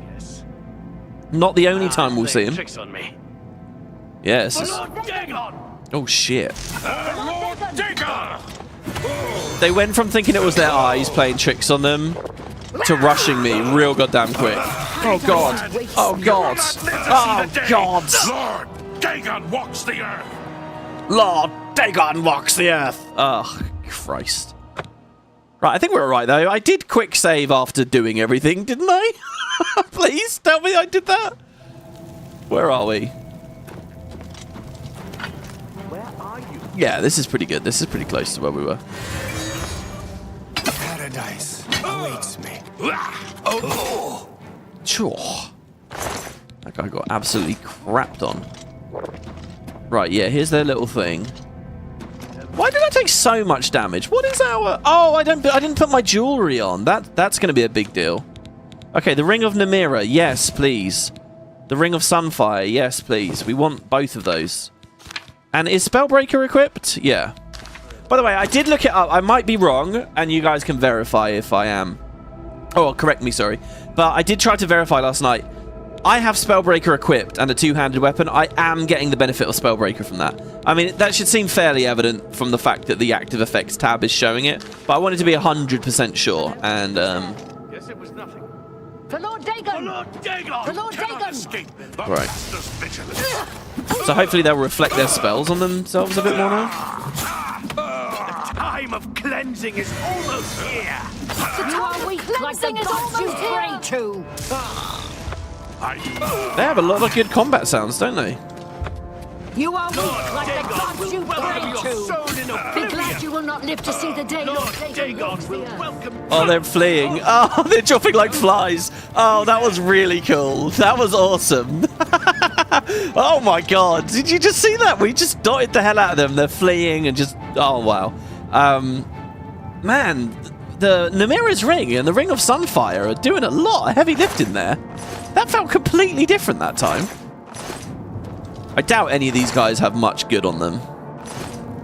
But I'll check just in case. All of a sudden it's, you know, there's Mythic Dawn robes everywhere for us.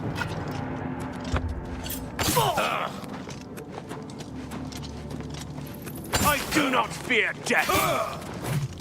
I think it's time for us to get potions of sorcery now. Same again, look at that. Mythic Dawn commentary is 1, potion of warmth.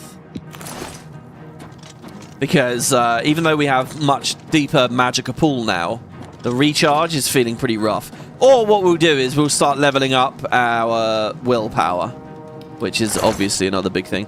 Base Ring of Frost Shield. What are all these rooms? Were these locked before? How did I miss some of this stuff? Still seem to be more enemies around. I mean, they're running at me. There's a guy on the left here somewhere. What's that? For Lord Dagon! Do not fear death! This guy's not even going for it. Hello? You're not interested? I would leave her alive, but the dawn is I would leave her alive, but I'm scared she's going to kill my friend when I try to get this guy out. Okay, so the wooden door to the exit, that now needs a key, and we've killed everyone, and there is no key. This gate, I think, that's the other side of the gate we were looking at a minute ago, so we can get back through to here pretty quick. Right, now that all these guys are dead, it just comes down to the people in the main chamber. Unless a bunch of these guys are the ones from the main chamber and they just flooded out. I feel like they might be because, Christ, that was a lot of people we just killed. Like, a lot. I know we saw a lot on our way in. What have we got there? It looks like there's only 2 people still inside. And they might not know what I've done. They might not immediately be enemies. You cannot escape the Oh, shit. Look, Thingy's awake. For Lord Dagon, you are weak like the gods you pray to. Okay, we got it. Dawn is breaking. That's one. Will survive the cleansing.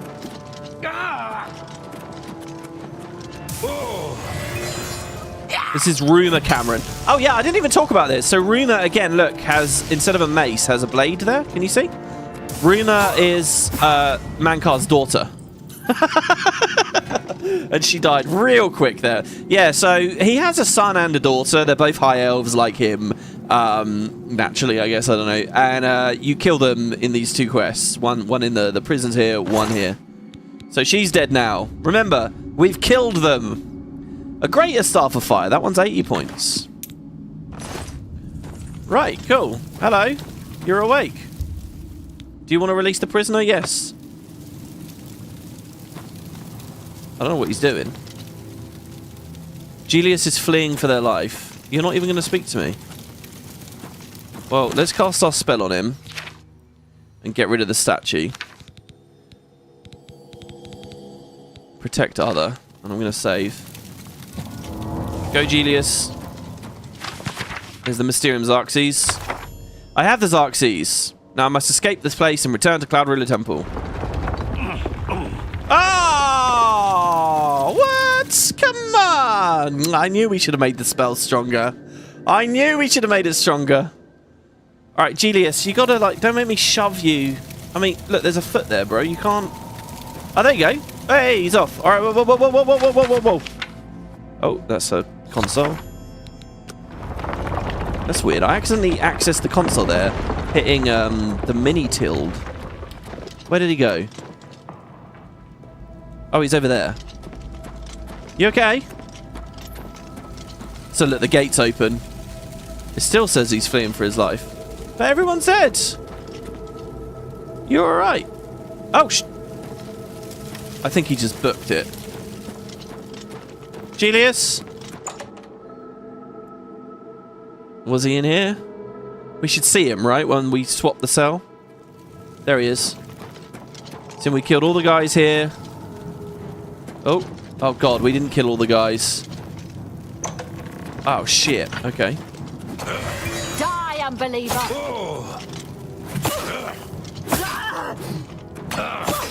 Be glad you will not live to see the day, Lord David. We're out of charge on this one. Walks the earth. Swap to this. The time of plenty. Nice quick slashes there. Right, so now what's he doing? He's gone back in here, has he? I don't know how we missed one of them. Skulking around these caverns. See, what makes me nervous is if I lose him, I don't know how I'm going to find him again because he doesn't have a quest marker. Also, this gate is still shut. Oh no, this is the gate that's now locked. I guess when you take the Mysterium Xerxes, that gate closes and this one opens. I don't know where he is. I don't think he's in this room anymore. I think he probably, as I left the door, maybe he came back in. I think he does speak to you. And he might give you like a skill up or something as well once you actually... Oh, there you go. I think he goes to live in Chaden Hall, maybe? Who's there? There's even more of them. What the f... Die, unbeliever. Oh, hold on. Is this actually... Don't kill him. Be glad you will not live. We're no longer taking any damage, I'll tell you that.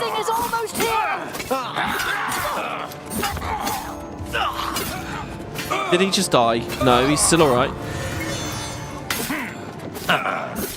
Oh shit, I hit him there. Sorry, dude. I do not fear death.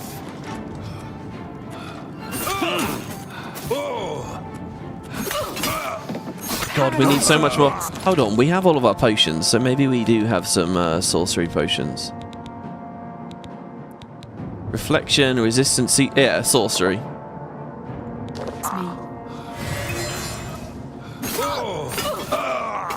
Oh god, I've used all my shock poisons.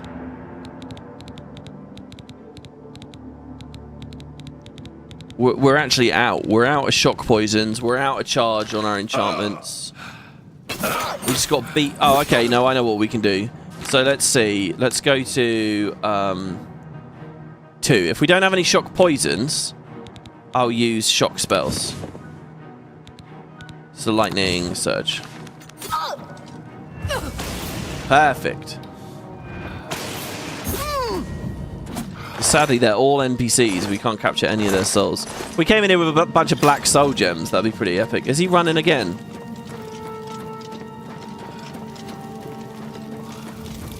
There he is. Yeah. Fleeing for the life? Okay.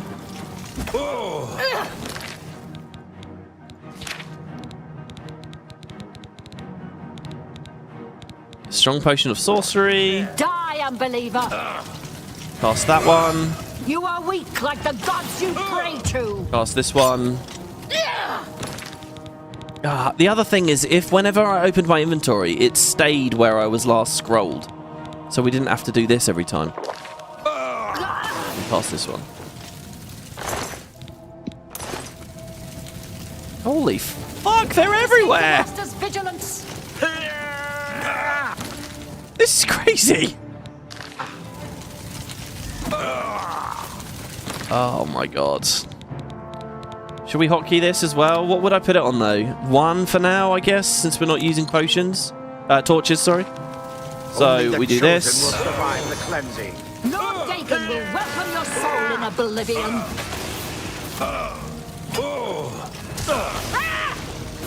Fuck me, I'm dying here. The time of cleansing is almost here. Obviously. No, not run away. Wait, he didn't die, did he? Where is he? Oh shit, where's she go? Oh, she's over there. Oh, I hate the way they all run away like this. Oh.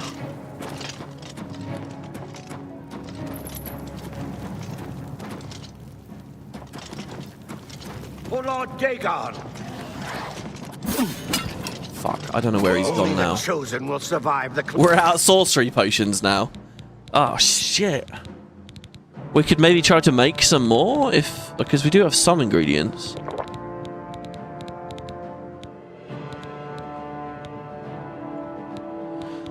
Oh, but I can't make potions while enemies are nearby.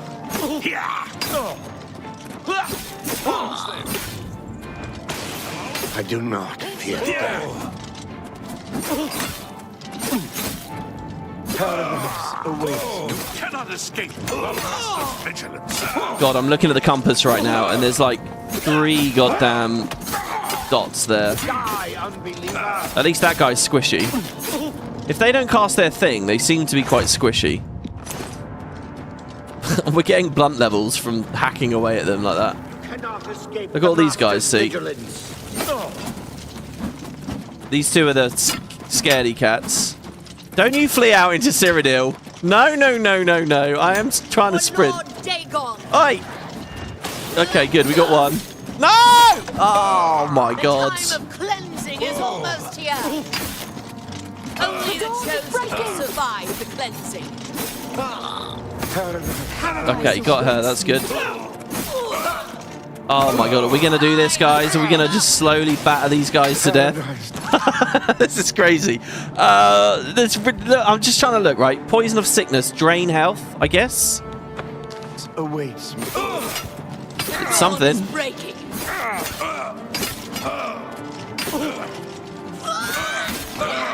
We got another one of those? How many do we have? 2 of them.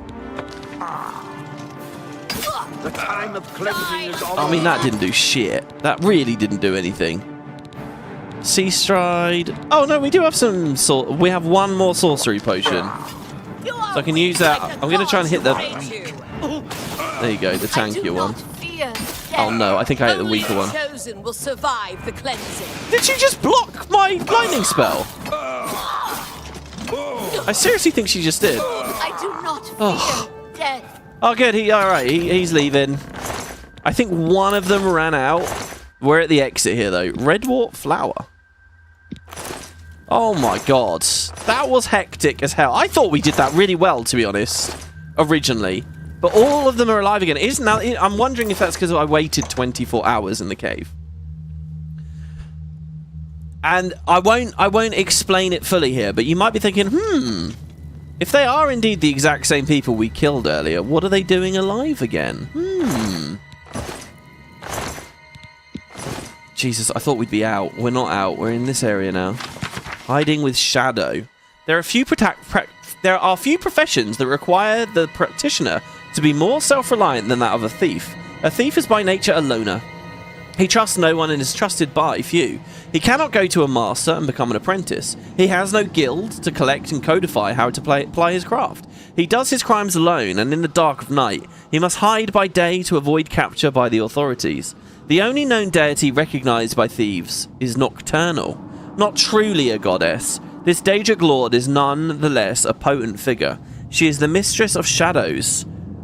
Who was it we got the Ring of the Khajiit from? It wasn't Nocturnal, was it?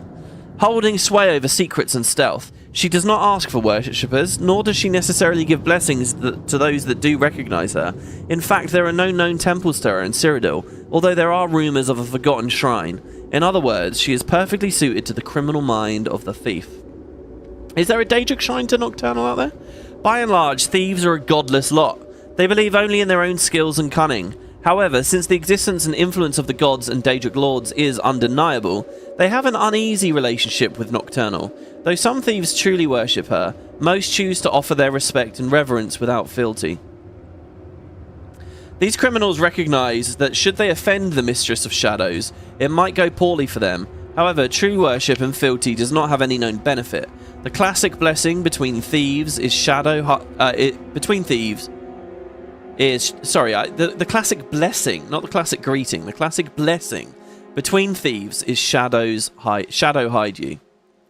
This is an oblique reference to Nocturnal. However, it can also be interpreted to be a non-theistic statement of actual shadows hiding the thief.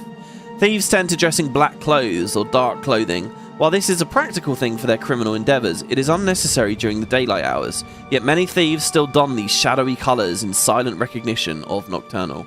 The most shocking link between the nebulous culture of thieves and Nocturnal is the tale of the Grey Fox. He is the mythical king of thieves. The legend states that he stole the hood off of Nocturnal's cloak. Obviously, this is just a story invented centuries ago to bolster their feelings of self-worth. However, it is indicative of the continued link between the Daedric Lord and the criminals of the Empire. That's not going to level my sneak or anything. I like it. Like, all the books here are about, Daedric Lords and stuff. The fact we have open hard lock now is really cool. Searing Grass Tome, I actually already know that spell. And we've been using it a lot. It's a good one, but I already know it.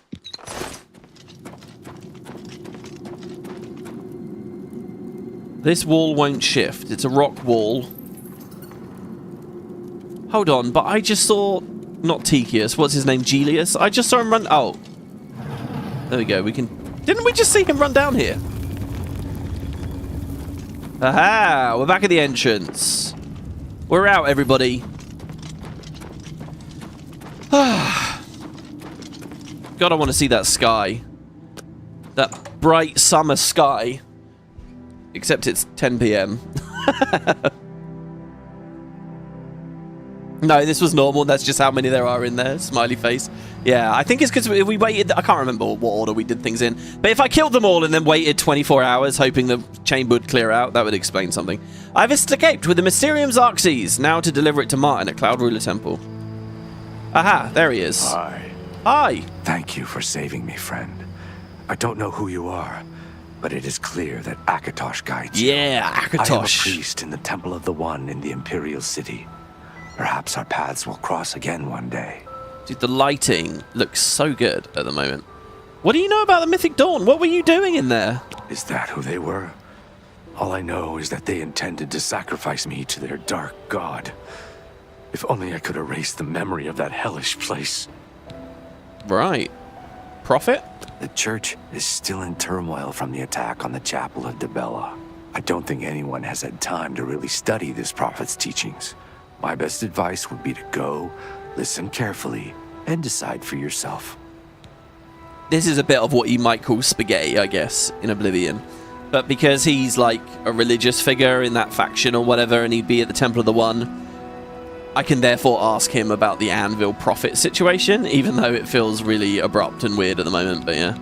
Take care. Well, there you go, Julius. And we could follow him all the way back to the city.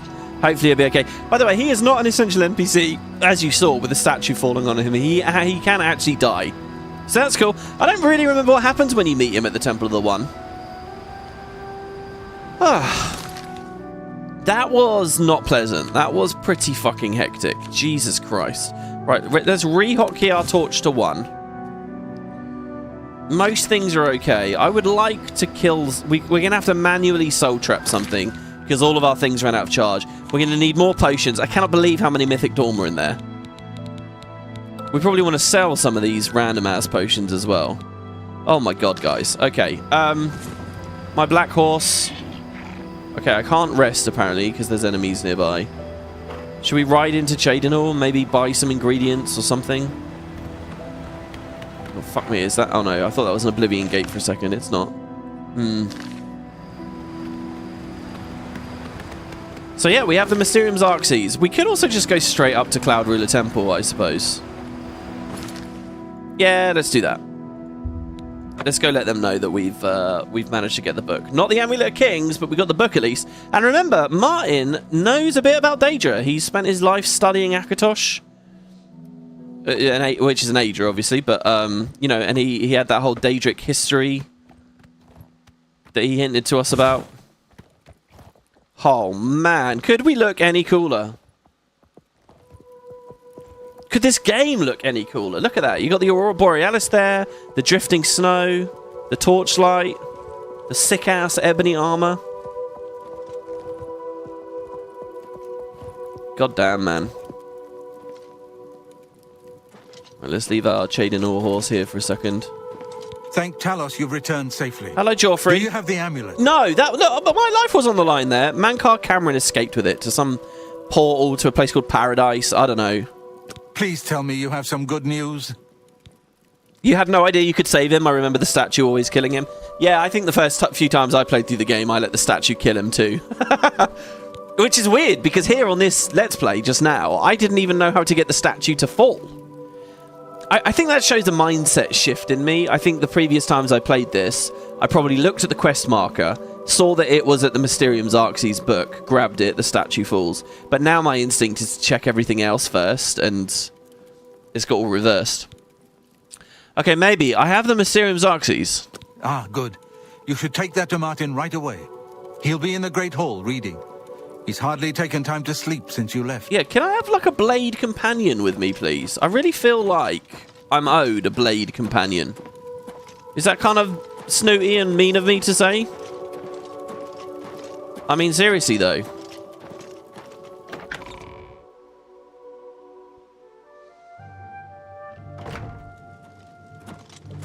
Well, there he is. As promised, in the Great Hall. Hello, hello. Ah, you're back. I told Joffrey not to worry. I can see you've had bad news. You didn't recover the amulet, did you? No, I'm sorry. No, but I do have the Mysterium. By the Nine, such a thing is dangerous even to handle. Forgive me. You were right to bring it, but you'd better give it to me. I know some ways to protect myself from its evil power. Oh, look at this. It's like we're Frodo and he's asking for the One Ring. Are you sure you know a way to protect yourself? I feel like you're deceiving me. Can this book lead us to Cameron? I don't know. Maybe. I suspect that the secret of how to open a portal to Cameron's paradise lies within these pages. But I will need time. Tampering with dark secrets, even just reading them, can be very dangerous. I'll have to proceed carefully. In the meantime, you should speak to Joffrey. He was concerned about reports of spies in Bruma. Spies? Really? Well, hold on. What do you know about Daedric magic? I put aside the dark arts when I became a priest. But the workings of fate may be seen in this too. The gods can turn anything to good. Or so I piously told those who came to see me for advice. Perhaps I may yet come to believe it myself. Mm-hmm. Tell me more about the book. This evil book was written by Mehrunes Dagon himself, and given by him to Manca Cameron. I believe Manca Cameron used it to create his paradise. It should give us the means to open a gate there ourselves. I will continue studying it. So hold on. This book gave an elf the ability to make his own paradise. So this god, Mehrunes Dagon, his realm is the Deadlands. It's a shithole. It's filled with lava and death and bloodgrass and all that kind of stuff, right? It's not nice. But he has the power to bestow upon someone a paradise. So is he just about change in general? I don't know. Since Mundus is already quite paradisical, maybe he seeks to make it a crap heap? I don't know. So I can ask him about an Oblivion Gate too. It is now clear to me that the only way to stop the Oblivion invasion is to relight the Dragonfires. Emperor, Amulet, and Dragonfire. With these divine gifts, the Daedra of Oblivion have been kept at bay for thousands of years. While the Dragonfires burned, the divine barriers kept the Daedra from making more than fleeting visits to our world. But the Dragonfires can only be relit by an heir of the Septim blood, wielding the Amulet of Kings. This was the essence of Manca Cameron's plot. He was undone only by the merest chance. But his complete victory remains perilously close. We must recover the Amulet of Kings and relight the Dragonfires before it is too late to stem Dagon's invasion. But now the guy holding the amulet has gone off to hide in like another realm. I hope to have at least part of the Mysterium Xarxes translated in a few days. Speak to Joffrey about those spies in the meantime. So there it is. And can we still just read it? Yeah, I guess so. And he's put it on the thing. There's a couple of little updates around here, by the way, now that we've done that quest. First, there's like new alchemy stuff around, I think. Second, what are these other books that he was reading? I wish I could have helped you deal with the rest of those Mythic Dawn bastards. But it seems you did all right on your own. Dude, you could have come with me, for sure. Whatever you need, friend. Yeah, well, I don't know. Do you want to come hang out? They'll pay for the murder of the Emperor. Now that we know who they are, it's only a matter of time. He looks like he's wearing eyeshadow in May this. Uriel's spirit guide us in these troubled times. So what's he got? He's got a book about the Amulet of Kings, which we read already, right? About how it was a gift from Alessia.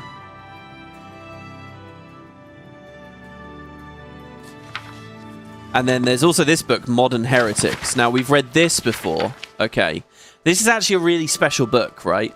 By reading this book, Modern Heretics, a study of Daedra worship in the Empire. We read this already, right? It talked a bit about, you know, each of the different Daedric books. It talks a bit about Azura Star. Martin's actually going to make us read this later. But by reading this book at least once, it unlocks new topics of conversation with certain characters around the world, so that then you can actually ask about the Daedric shrines and you can get pointed to them. So by reading this book first, you can then find people that will have that as a conversation piece.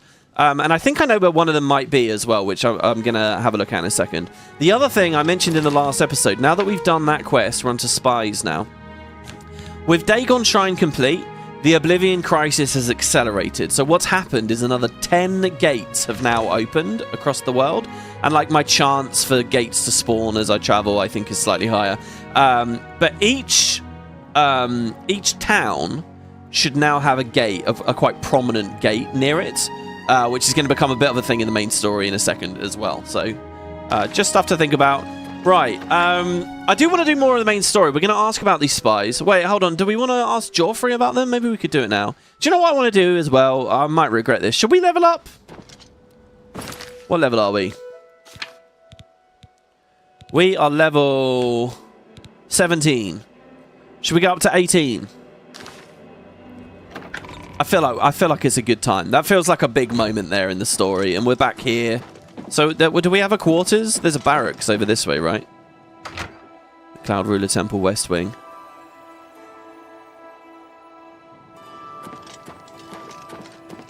Good evening, sir. I mean, realistically, we should have done it before collecting the quest, but whatever. Oh, that's trespassing. To sleep in that bedroll. That's trespassing. What? Do I not have a place that I can sleep? Oh, wait, hold on. There was a downstairs over here as well. Howdy, howdy. Hello, Tom Berries. Good to see you. The commentaries also hit that he became a Dragonborn after reading that book, which is why he's able to wear the Amulet of Kings. Oh, really? What, Mankar? That's quite interesting. Yeah, look, let's sleep in the Blades barrack here, shall we? Right, it's 1 AM. Oh, an actual sleep. God, our character probably really wants this, right? Feel the relief.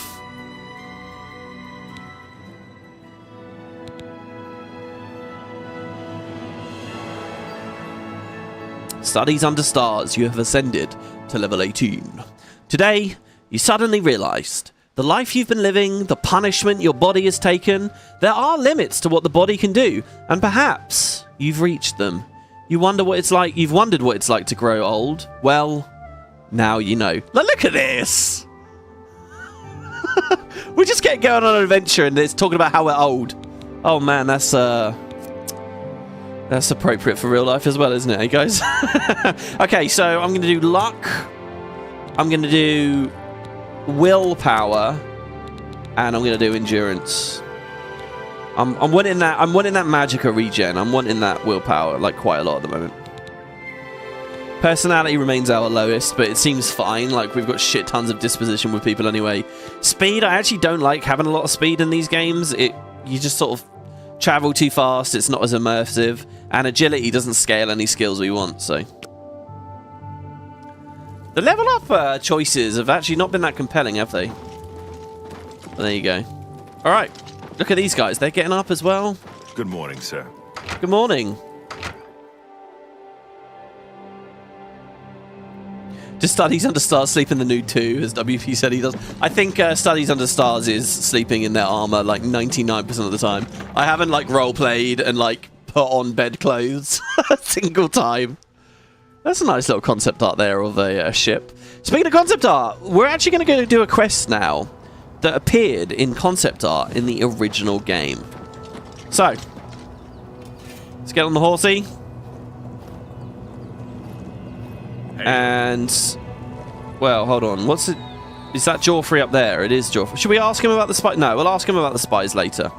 Okay, we're going to take a bit of a detour here. Now, first question. Well, okay, first things first. We do need to make some new potions. Definitely. And if I can make some, like, double potions, some potions with healing plus some magicka regen, that'll be really nice. I might be a bit low on ingredients. We haven't really done much like ingredient picking, I wouldn't say, recently. So we'll have to check that out. All right, let's go to the waterfront. Oh, we're still living in this shack. Oh, you know what? We should move to Frostcrag soon or something. That's the thing. I think a lot of Oblivion players end up like this, what I'm doing here, which is you dump your stuff at the waterfront, and it's such a pain to move it all, you just kind of end up living there. Which isn't ideal.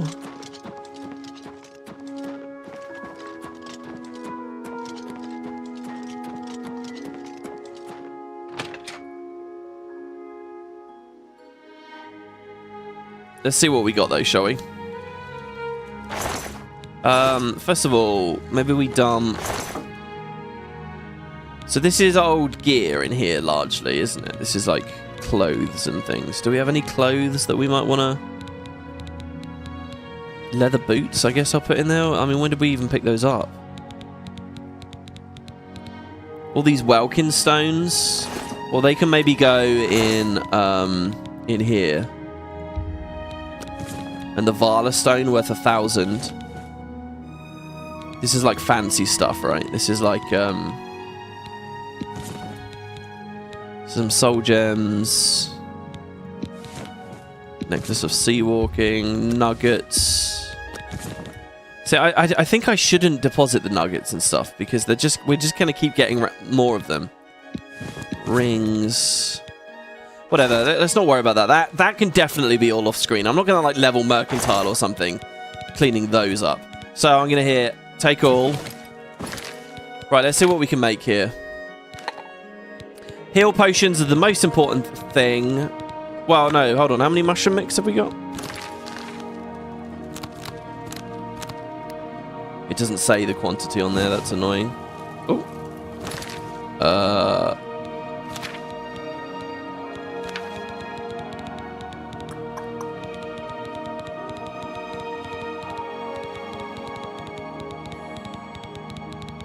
Okay, we have 10 mushroom mix. We're probably okay for heals. Poisons are what matters most, actually.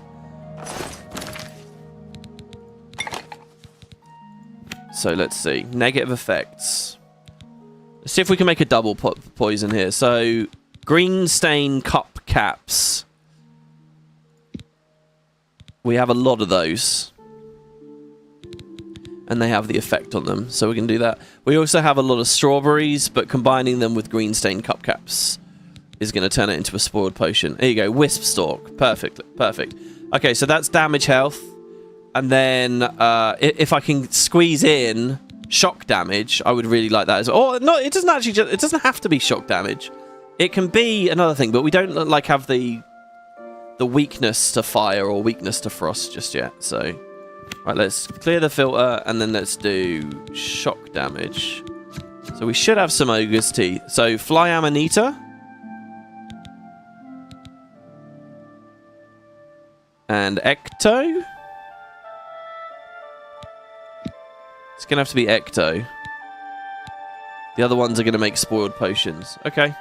Oh, we have caps lock on apparently. And we also can't spell. So we'll call it Thunder Wave again. Okay, so these are actually going to be stronger than the ones we were making before. And we're going to be able to make 24 of them before we run out of ectoplasm. So there you go. So we made 24 new potions. That actually didn't level our alchemy. I was so sure it was going to. 97. Still got a third of a level to get on that. It seems like it slowed down quite a lot at the end here. And I mean, that's fine.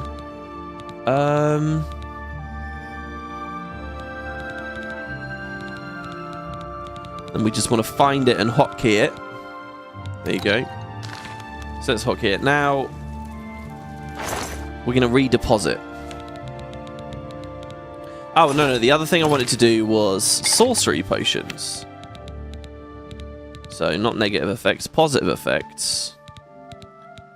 Restore Magicka we're looking for. There we go, Restore Magical. So, Steel Blue Entomolar Cap, we have 82 of those. And Water Hyacinth Nectar, we have 39 of those. Simple as that. And we can make... I mean, I'll just make them all, I guess. That's actually loads. Oh my god, guys, we're really close. We're really close. Should we stay and just finish this off? Hold on. Alchemy, 99. And we're a third of the level done already. Should we go for 100 alchemy right here, right now? Ooh-hoo-hoo-hoo! Or should we get that last level from Sinderian? What was his quest? Alchemy training. He's asked that I bring him a bottle of Tamika's Vintage 399 and Sorelli 399. Do you know what? Let's try and get 100 with this. We have one of them already. I can't remember which one it is. We have Tamika. So I need a Cirilli Brothers vintage 399. And then he can train our final level. I want to do it that way, guys. I want to do that. Have I read the book? I did read the book. Yeah, it was in the last episode. It was good. Had a very dry, like, Morrowind political intro, but then it became very, very good. Okay. So I'm going to deposit all this, everything.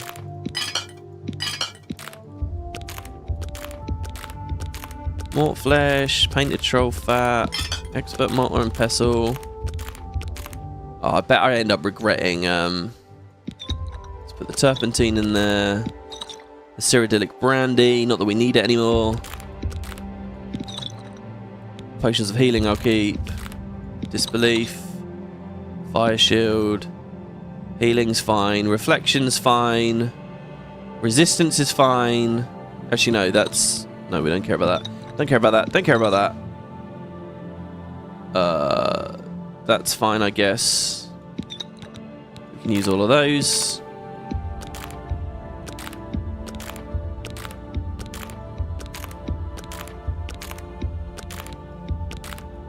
The Nern root I'll hold on to. Shock shield is very good. Still got that sweet cake if we ever want to make more ambrosia. Okay, a bunch of poison potions. That's good. Oh, ambrosia is actually an ingredient as well. That's so weird, and I just deposited it right as I was talking about it. That's an odd moment there. I feel like we've probably seen most of the ingredients in the base game now. Now, when we get to the Shivering Isles, you get a whole new suite of them. It all changes up.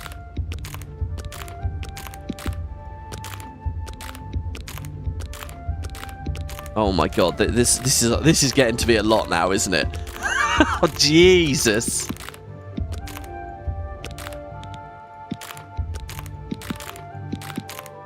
Feather as well. Yeah, we've got plenty of feather. Restore magic, mushroom mix, reflect.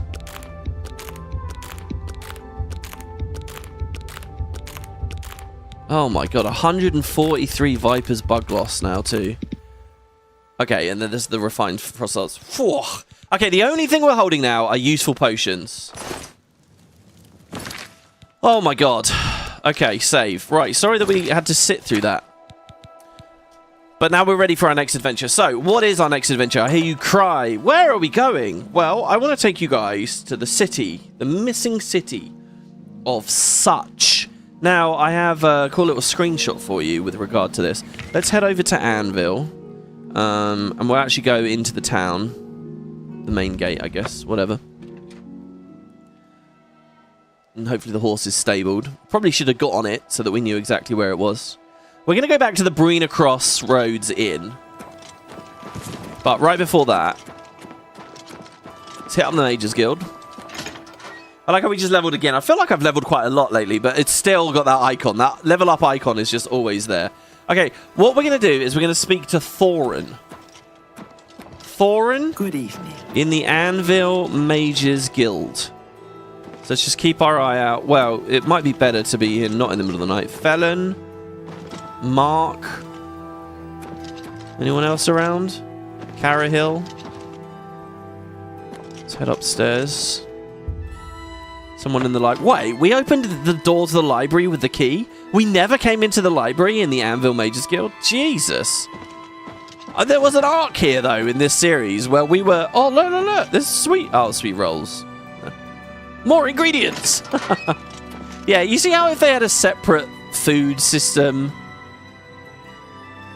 to the alchemy, probably work out a bit more cleanly. You know what? They might sell really good equipment too. Oh, a very hard lock. Huh. Let's just back to the guild. Let's go upstairs. Sleeping quarters? Thorin Oakenshield. No, not spelt like that. Thauron.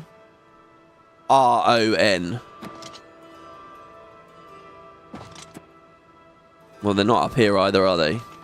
This is quite a cozy little quarters upstairs, I must say.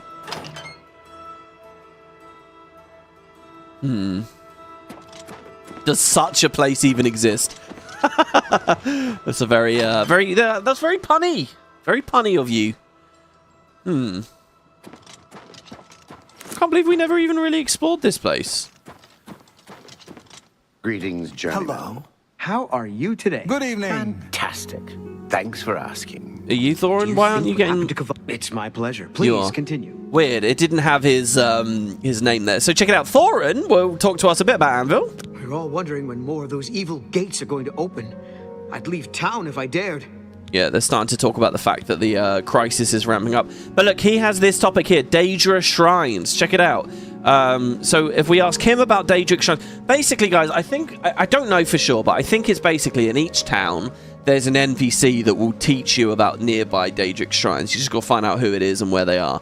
So Thorin here at Anvil will tell us this. There's a Malakath shrine west of Fort Such, west of the Gold Road to Hammerfell. But I stay away. I like my skin on the outside, in one piece. Malakath. Aha! Another Daedra. Things in the guild have been different since Traven was named Archmage. Yeah, things are more structured, blah, blah, blah. Okay, so that's what we're going to do. We're going to go check out another Daedric Shrine here. But there's two reasons I want to head out there. They just mentioned Fort Such. Now, sometimes in the game, they call it Fort Such. Sometimes there are references to the city of Such. And in fact, here, I'll give you guys a little screenshot now that I took right before this episode started. In that E3 demo, at the start of the series, there was some footage where it was on the main menu, you know, and you get the map scrolling, the map screen. On the map, in that footage, you can go back to episode 1, you'll see when the map is scrolling like this, left to right, right here, where this crossroads is, here under my cursor, the road goes further north, and it goes to another city, the city of Such. And, so there were mods for old Oblivion that added it back, and then there were, like, map updates. So here's an example of one. So you can see here, this is something you can do in old Oblivion. You've got Anvil at the south, you've got Kvatch at the right, but there is Such up there. So there's a little example for you guys. So this was a place that was work in progress. It was being developed for the game, and even at the point of the E3 demos, they were suggesting it was going to be a thing. But it got cut. No, so if I'm going to go to the Brina Cross Inn, hopefully it'll be day by the time we get there. But last time I mentioned here, I said this was... Oh, wait, no, not Brina Cross. We want to go to the Crossroads Inn, which is a little bit further down the road, isn't it?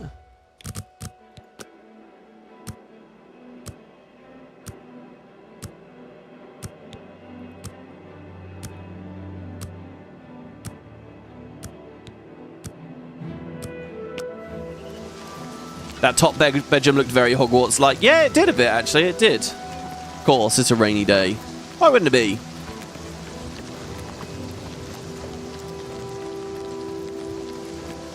As soon as I want to do a bit of outdoors adventuring, not in a cave. Right, so we'll head back along the road here. That does make sense about Such. I thought that was only a Beyond Skyrim thing. I think it's on the map. I might have talked about it. I don't know if anyone's watched my Arena LP recently. I might have talked about it on the Arena LP. When you look at Cyrodiil there, it might have been one of the locations. But Cyrodiil was a bit weird in that game. So I can't be entirely sure. But let's see. So we head west. So here, there's this little road right here. See? And it's actually marked slightly on the map like this. We're going to head up here. And in fact, you can see this is Malakath's Shrine. So Malakath's Shrine basically is right near where the city was going to be.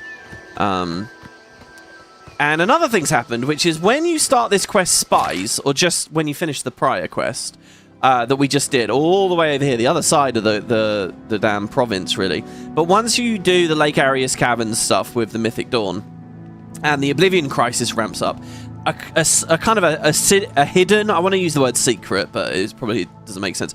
A hidden quest kind of begins at Such,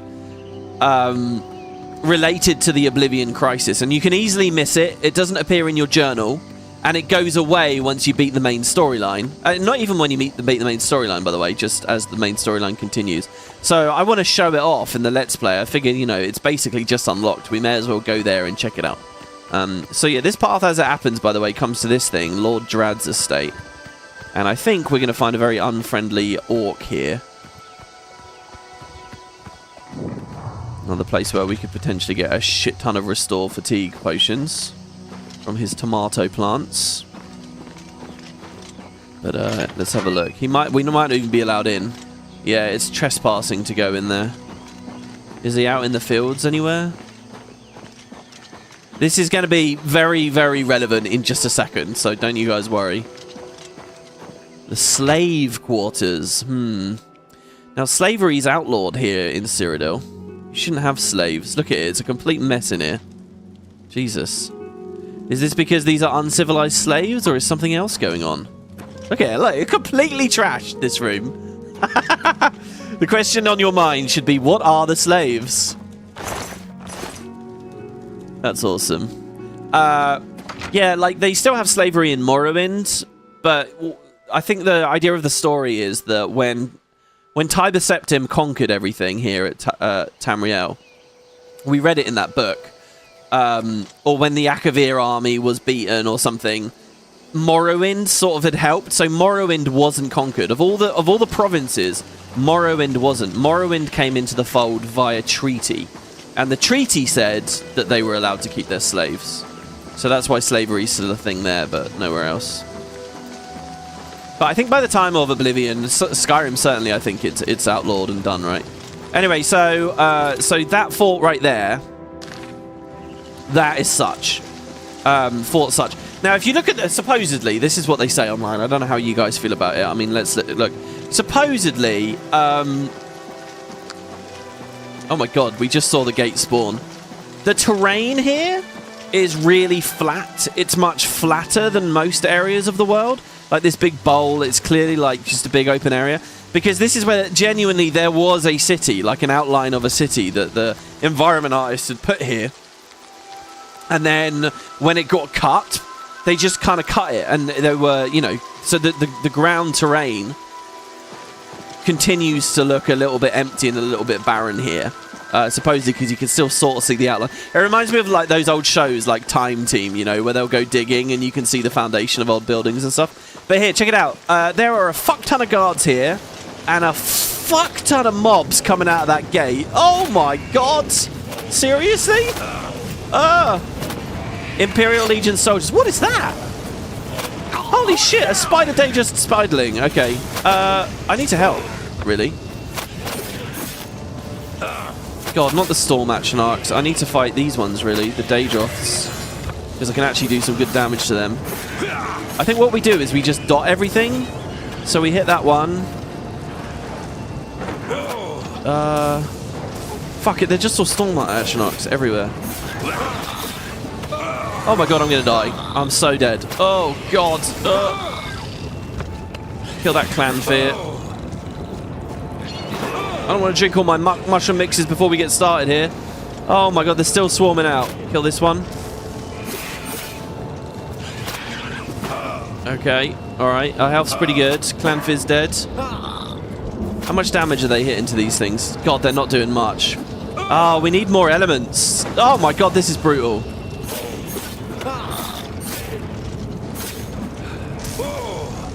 Alright, hold on.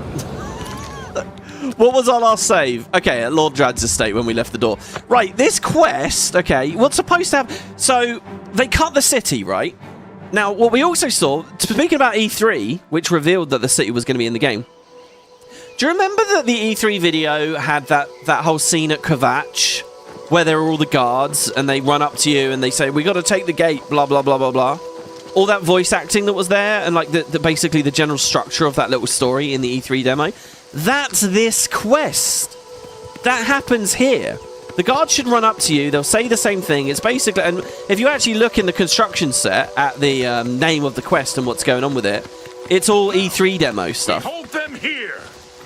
Here, see this? Them saying we hold them here. Come on.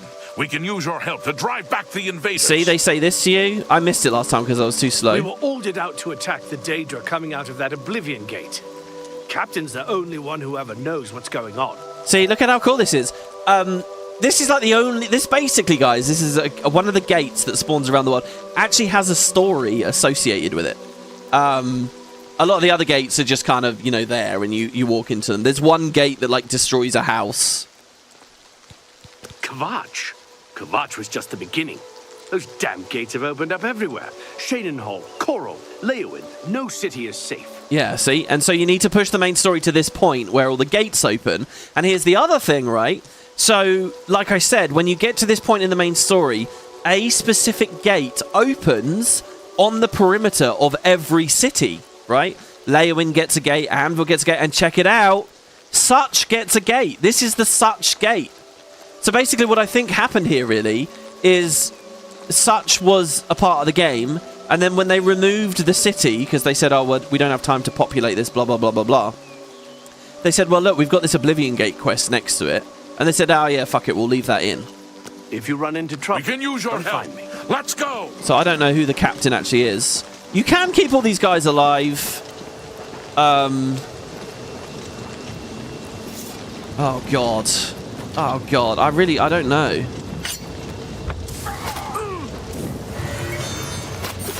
I can only kill the non... Well, we can... Okay, the other thing we can do, right, is we can bind. Still here desperately looking for another spell. I guess I'll get rid of the torch again. We can try Arctic Blow on one. And maybe that will help us kill the storm guys. And then... So how many Restore Magicka potions do I have? 78! 78! Okay, I think we need to bind this. I'm going to put it on 8. So I'm going to drink some Restore Magicka. And then what I'm also going to do is I'm going to come over to skills. Sorry, no, magic. And I'm going to say on touch, protect other. I'm going to cast protect other on some of these guys. Hopefully not. Oh my god, he just got battered. I'm trying to keep him alive. I don't know how good this is. I mean, it doesn't last that much. We're kind of playing like a cleric here. Oh my god, there's the spider danger, by the way. Oh, he just died. Get over it. Okay, it should be melting. It looked like it was anyway. I don't know where it's gone. Did it jump somewhere?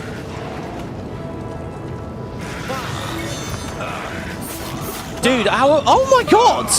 Our Restore Magicka potions are incredible. Look at how much they're regenerating for us. Oh wow, this is really good. Okay, and then what was my other thing? 8.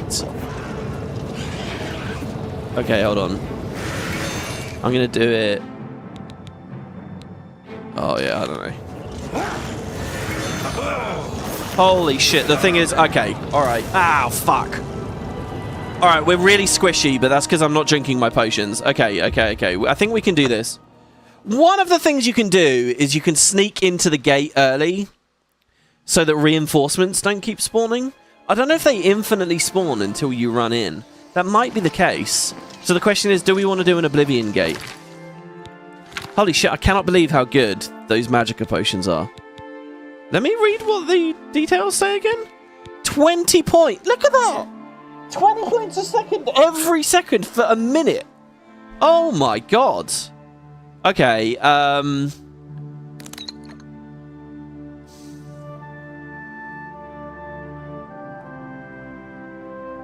Right, I think I'm going to change things up a little bit here. Okay, 6 is get health. 7 is get Magicka. 8, the last thing, is like your utility for Azura's Star.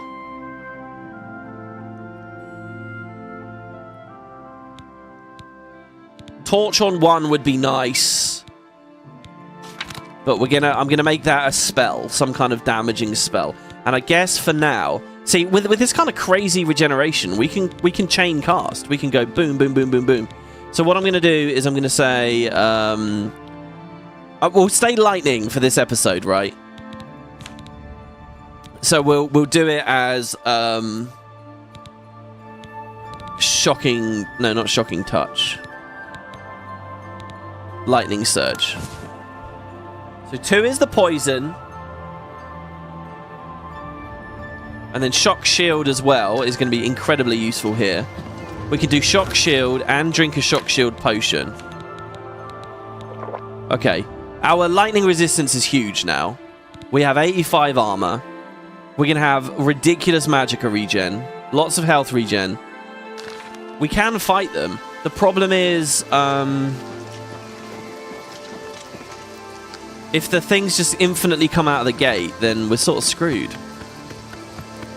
Do the guards go into the gate with us in the end? That's my big question here. I wonder.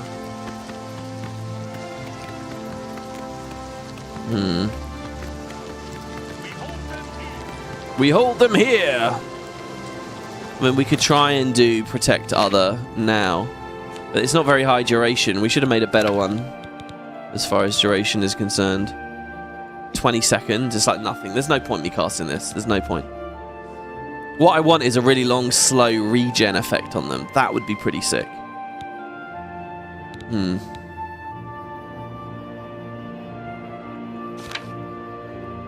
But I hope I get it right.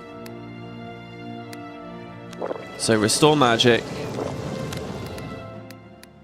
Lightning wall. Okay. And then we're going to do lightning rod. And then we're going to go 1. Nice. And then we're going to go over to the spider. Oh shit, what happened? Oh, I've been paralyzed. Ow, what the hell? Oh, it was the spiderling managed to paralyze me. Nasty. Oh, God, twice.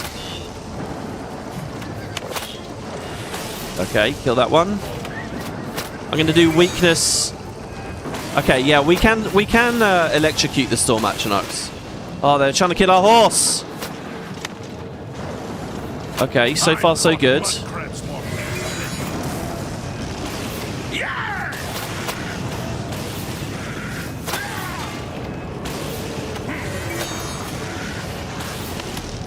Three more.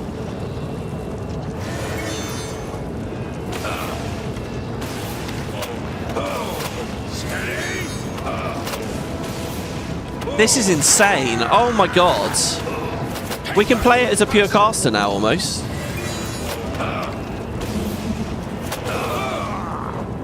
Drink. Fucking hell. No! Oh, are you serious? Oh, that was going so well. Oh my god, he literally clapped me. He clapped and I was seeing my health I was getting chunked. I could see that, but we were just about okay. We were like one spell away. That was the last enemy and I thought I'm going to take this risk because he's the last guy. Did you guys see that? Oh my god. Oh. I really feel like that's the quickest way for me to get through, by the way. I mean, maybe mixing a potion in, a poison in is good as well. Oh shit, what am I doing? I'm instinctively following the quest marker, which isn't really what I want to do. Oh god, I got lost. What? Where's the fort? There's the fort. Oh no, we were going the right way. Oh, that was so close. Is this... I did drink my stuff, right? Do I have my shock shield potion on? Where's my lightning resistance? It's 24 from the potion, which lasts another 91 seconds. Okay, good. Go, horsey, go. I'm getting in there just fast. Maybe if we don't go near the guards, we can solo. That might not be very easy. I'll try.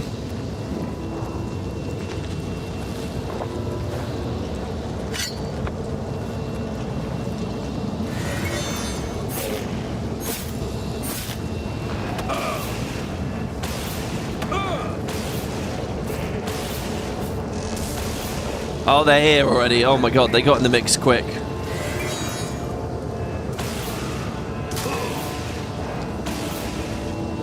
There we go, that's the next one. Oh, I'll tell you what's actually happening. Some of our armor's broken, so that might explain a little something. I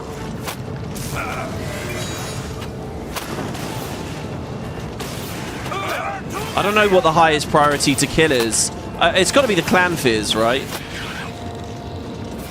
Show me what you've got. Clan fears are just... they attack so fast. They're really going to hurt the guards. Okay. Spider Daedra. Oh my god, there's a guy right up here. He's really going for it. Holy shit, guys. Wow. Oh, they're still coming out. What the hell is this? It's a Dremora. You dare oppose the of the Imperial Legion! Are they going in? Oh my god, I think they did go in. Daedra Heart, Dispel Other, Retribution of Hubris, Damage Willpower and Strike. Voice of Rapture. Hold on. Oh, there's Silk. Oh god, there's so much. I'll take his thing, because it's going to be... Did they go in, or are they just... What is that they're fighting? There's something on the other side. Oh.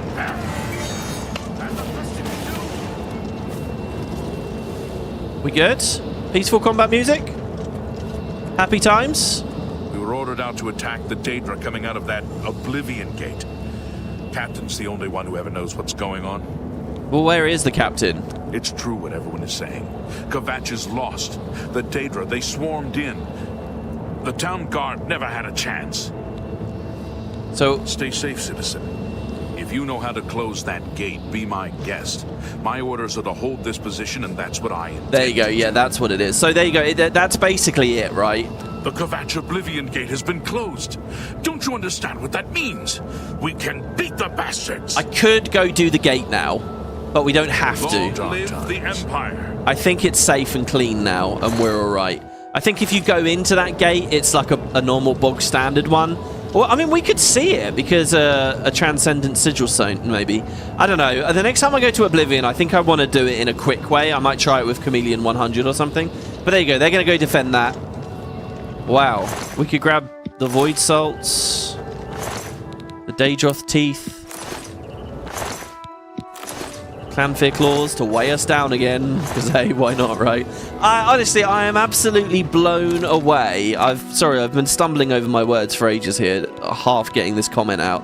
I'm blown away by how good those Restore Magicka potions are. That's fucking insane.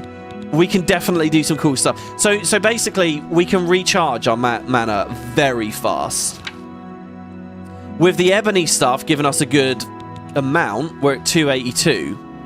That definitely means, guys, we can go to the university, we can make some fun spells, we can do spammable spells. Now, I don't want to play in such a way that we're only spellcasting. I'd like to do a bit of a mix. So we'll have to give some thought. Drop me your comments and thoughts on that as we go forwards. There's probably some fun things we can do there, but that's a complete game changer. That's absolutely insane. We have so many of these potions. 75?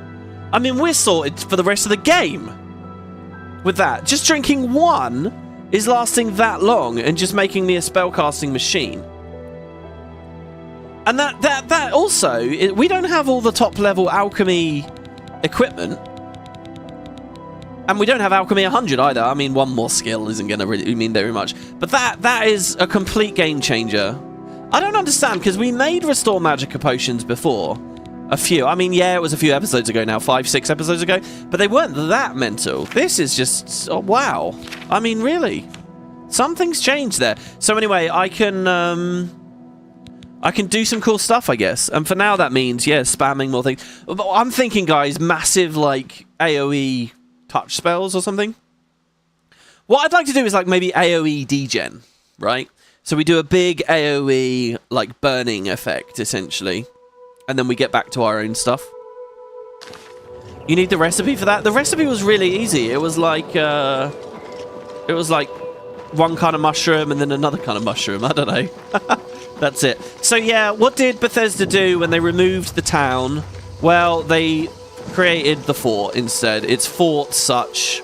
I don't even know if it has an interior, to be honest. It probably does.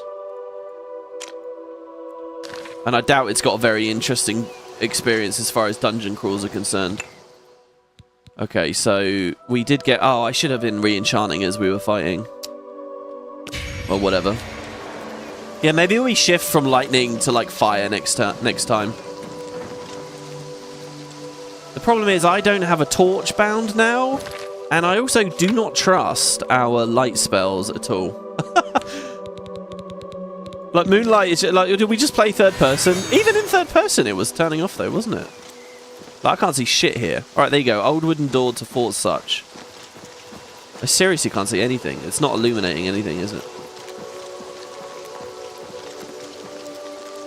Oh, God. Actually... Oh, my God. Where are we? Oh, there we go. There's a way out. Whew. Well, there you have it. I hope that the Daedra will forever stop spawning now, and those guys won't die. I'd like them to live. I like people to live. That'd be nice, you know. Anyway, let's head over to Malakath's Shrine now. It's nearby, just on the hill to the right, and the estate over there will become a little bit more of a story there. Well, there you go. It's good apocalyptic weather fitting, at least for that Oblivion Gate thing. But yeah, as you can see, it is kind of a small little bowl. Maybe not the perfect location. Maybe it was only a small town. And so I do have another comment for you on that front. Why is it getting more Oblivion-esque? Is there a gate near here?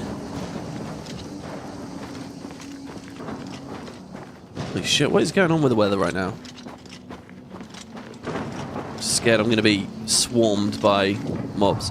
Here you go, Malakath's Shrine. So what do we got here? Hello, Mug Grow. Actually, well, before we do that, look, here we go. So look, I just want to show you guys with the such thing, just to round it off. Check this out. I was reading a bit of discussion about this. I think it's years old at this point. Let me see. Right. Someone was observing on Reddit 4 years ago now how small Such was as a city.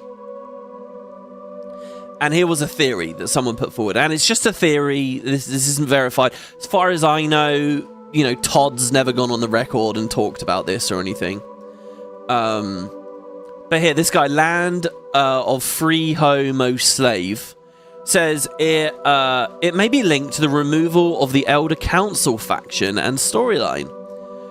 The player was meant to rise to the rank of a Baron of Colovia. And I suspect, so this was another cut thing from the launch of the game, I suspect that Such was intended to become the player's personal stronghold as a part of that quest line. And I think this is a really great idea. So the idea was you were going to become like one of these counts or countesses, a baron, and you were going to have your own town. And it was going to be this. It was going to be a smaller town, but it was Such.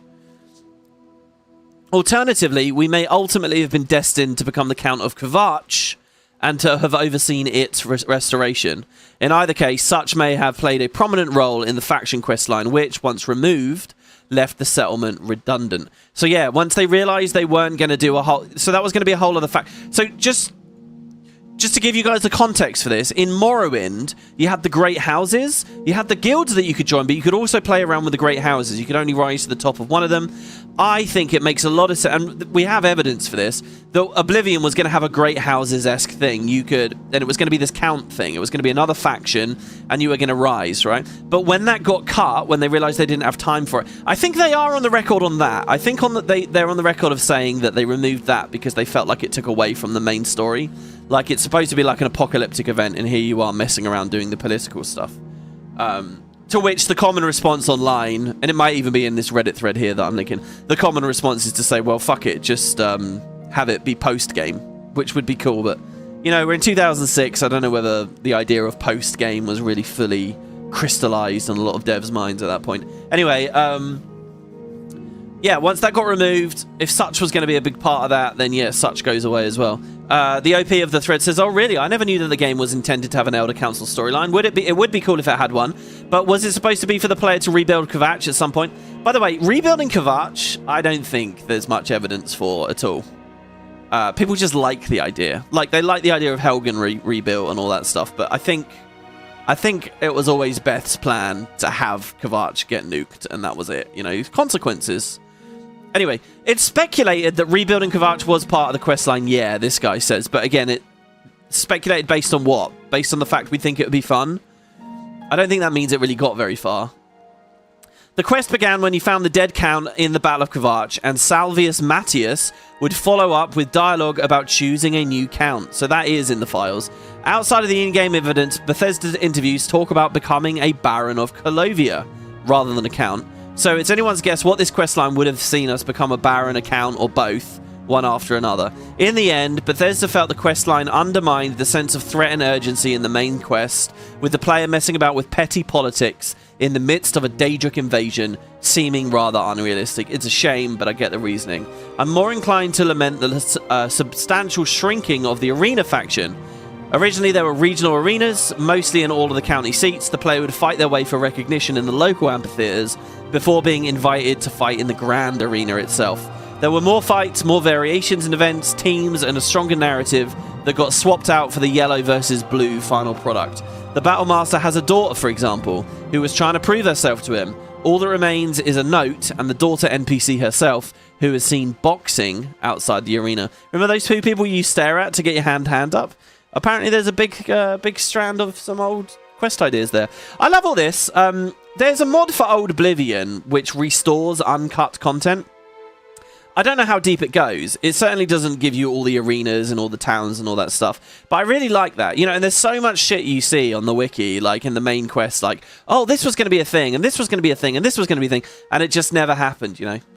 I really like when it comes to like content mods, people making custom quests and stories and stuff, I'm always a bit leery about it. I think because most people are terrible writers.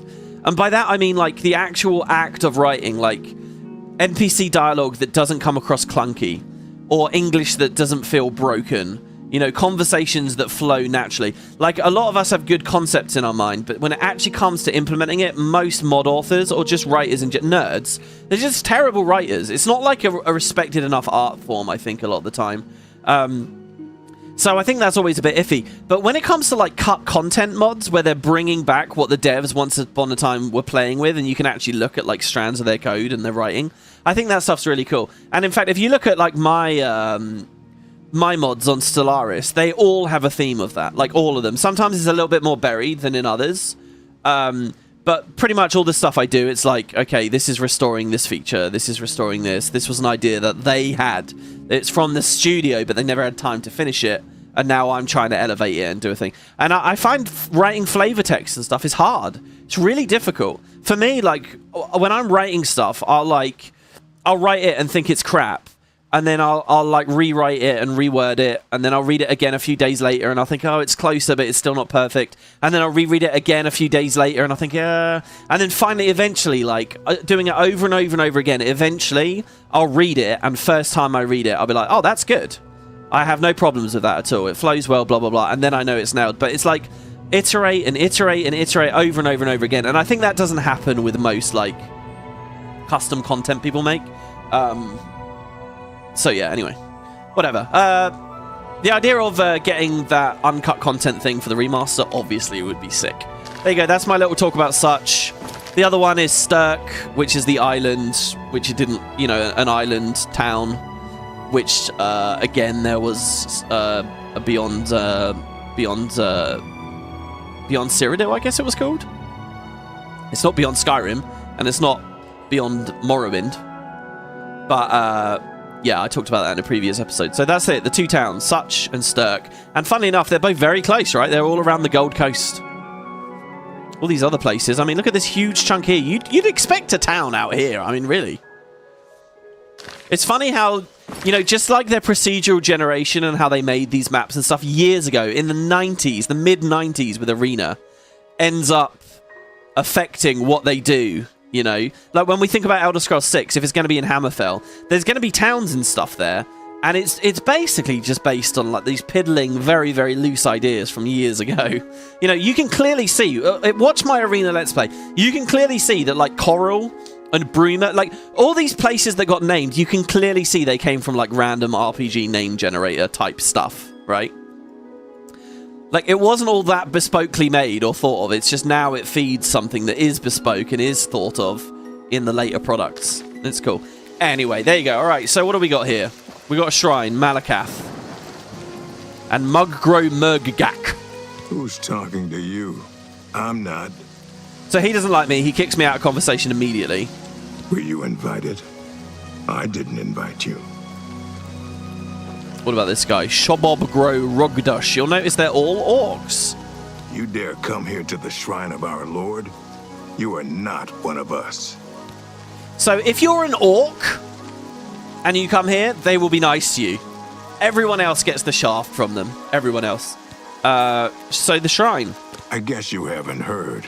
We don't like the beautiful people. But maybe you can persuade me. You're ugly inside. So this is a funny one because it feels like it should be lower your personality or your ugliness or whatever, again, just like with Namira. It's not. We just need him to like us. So we play the game. This one's not as fancy. So smiling, smiling. What a dumb joke. I like how even once you have the formula for beating this easily, at least on the first spin, you're still at least looking at their expressions. The smallest slice is on a happy one. I salute you. So click. Most impressive. So click the best happy one possible. The smallest slice is not clickable, so that means this is the smallest slice, which is on an unhappy one. Don't try to manipulate. I can't argue with that. All right. Okay, let's try this better now. You've got to do that. Don't try to manipulate me. I salute you. Most impressive. Sorry, I don't get it. I salute you.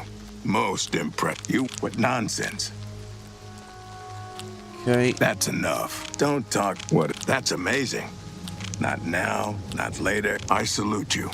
Most impressive. You win this one. Didn't do too well on that, actually. You've got a point. Don't talk such That's just not such adventures. How I envy you. He's so pleasant at sounding now, suddenly. I can't argue. Don't waste. That's amazing. Look how high we can get this. This is crazy. I salute you. You think you've got a point. There we go. 86. I see. Right, am I ugly on the inside? How do you feel? You're not one of Malakath's favorite people. He likes orcs. Too bad for you. So you approach his shrine at your own risk. Oh shit, I forgot. Alright, I will approach the shrine. Then go on and do your approaching. But Malakath wants a present. He likes troll fat, and he likes only troll fat. Yeah, I forgot. I'll be here. I was going to collect some troll fat from the shack, and I totally forgot. Alright, here we go. I knew the LP was going to get to this point eventually, where we're just zipping back and forth.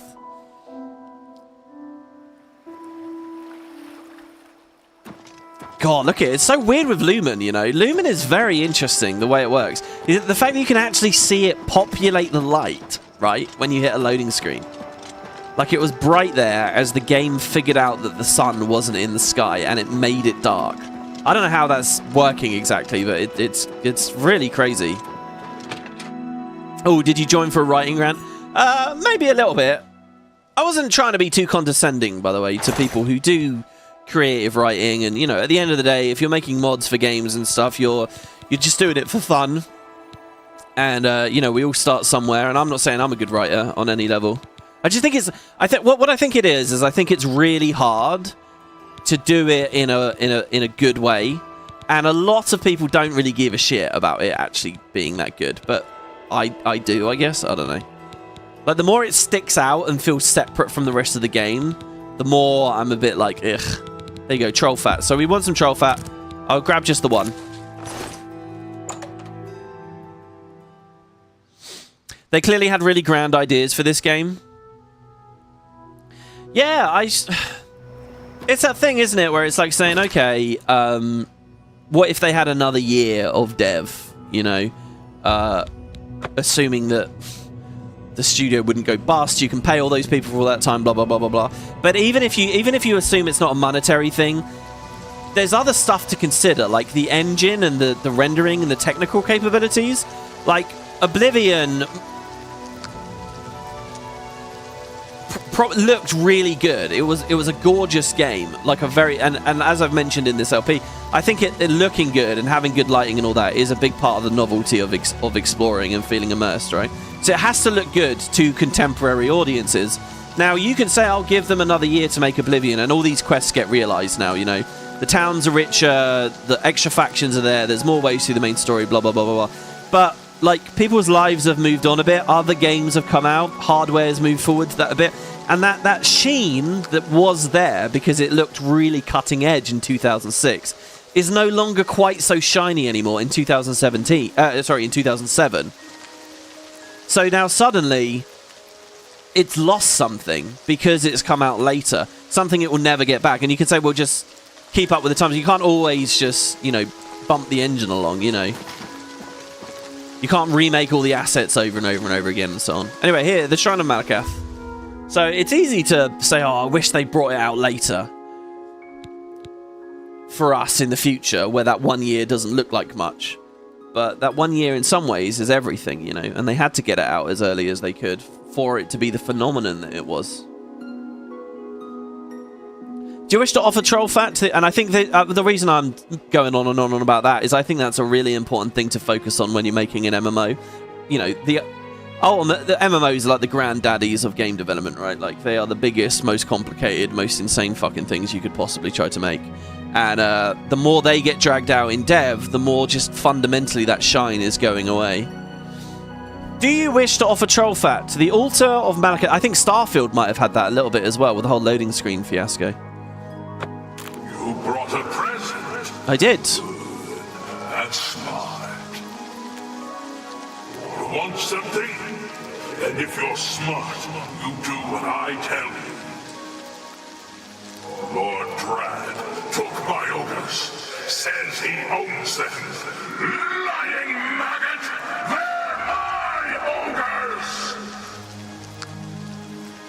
Lord Drad put my little brothers in chains, working in the mines. I don't like that. Get over to Lord Drad's estate. Let my ogres loose and get them out. Okay.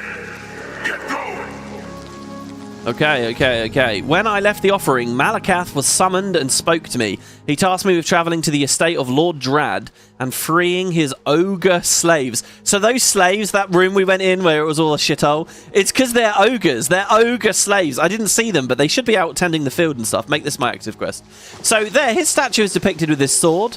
So he's a big brutish, you know, Daedric prince or whatever. He's got a sword. Actually, we're going to get a really cool blunt reward from this. I'll talk more about it when we get it. It's called Volendrung. Malakath must think you're okay. Congratulations. You must be as ugly and disgusting as the rest of us. Thanks, man. That means a lot to me. What's going on with these slaves, and who's Lord Drad? Lord Malakath doesn't want the little brothers locked up, working like donkeys so men don't get their pretty pink hands all dirty. Makes him mad. Okay, and Lord Drad? Drad's a fancy pants who lives in a pretty house with a pretty wife because he screws over folks like you and me. He makes us puke. I kind of like these guys. I'm up for their vibe. You watch and wait. Okay. So I don't know how good this weapon's going to be for... Again, it's like an unscaled thing, right? So hopefully we're not too late in the adventure that it won't feel good. I'm thinking it should feel alright. So let's try and get indoors.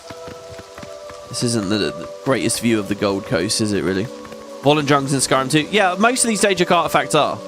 I don't know if it's all 15 in every game, but most of them are. Like Azura Stars in Skyrim and stuff. Lots of the things that we've talked about. Okay, so here's his estate. Now, what does the quest journal actually say my options are here? Just free the slaves, it says. Literally, that's it. So, is this still trespassing? It is still trespassing to go in there. I want to see where the slaves are. So, these are ogres, okay? They're not orcs. Let's not get them confused. These are the giant, you know, white-skinned bull beasts that we've been beating the shit out of. You know, that we've been making their teeth into shock poisons.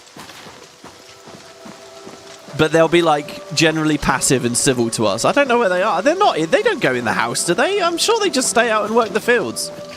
Oh, God, I don't know. Let's just go indoors and see. Are they going to get immediately pissed off? They'll probably shout at me and tell me to leave. Hello? By the 9 divines, can't a woman get a moment to herself? Well, no. Leave me. Greetings, traveler. What is your business here? Well, I wanted to ask you about your husband, Lord Drad. He is my husband, a kind and gentle man. He has given me everything I might ever desire. Right. Okay. If you're all alone in the woods and you see a troll coming, you run. Problem solved. Next question. Or you poison the shit out of him. Take care. Okay, I know I'm trespassing, but where's your husband? Aha. I welcome you to my humble home, stranger. What brings you to this place? Well, what's going on with these slaves? Well, first of all, who are you? I am Lord Drad. Indeed, you are. And these are your estates? The land is good, the farm productive, but it's mining the wealth from beneath the land that will make my fortune.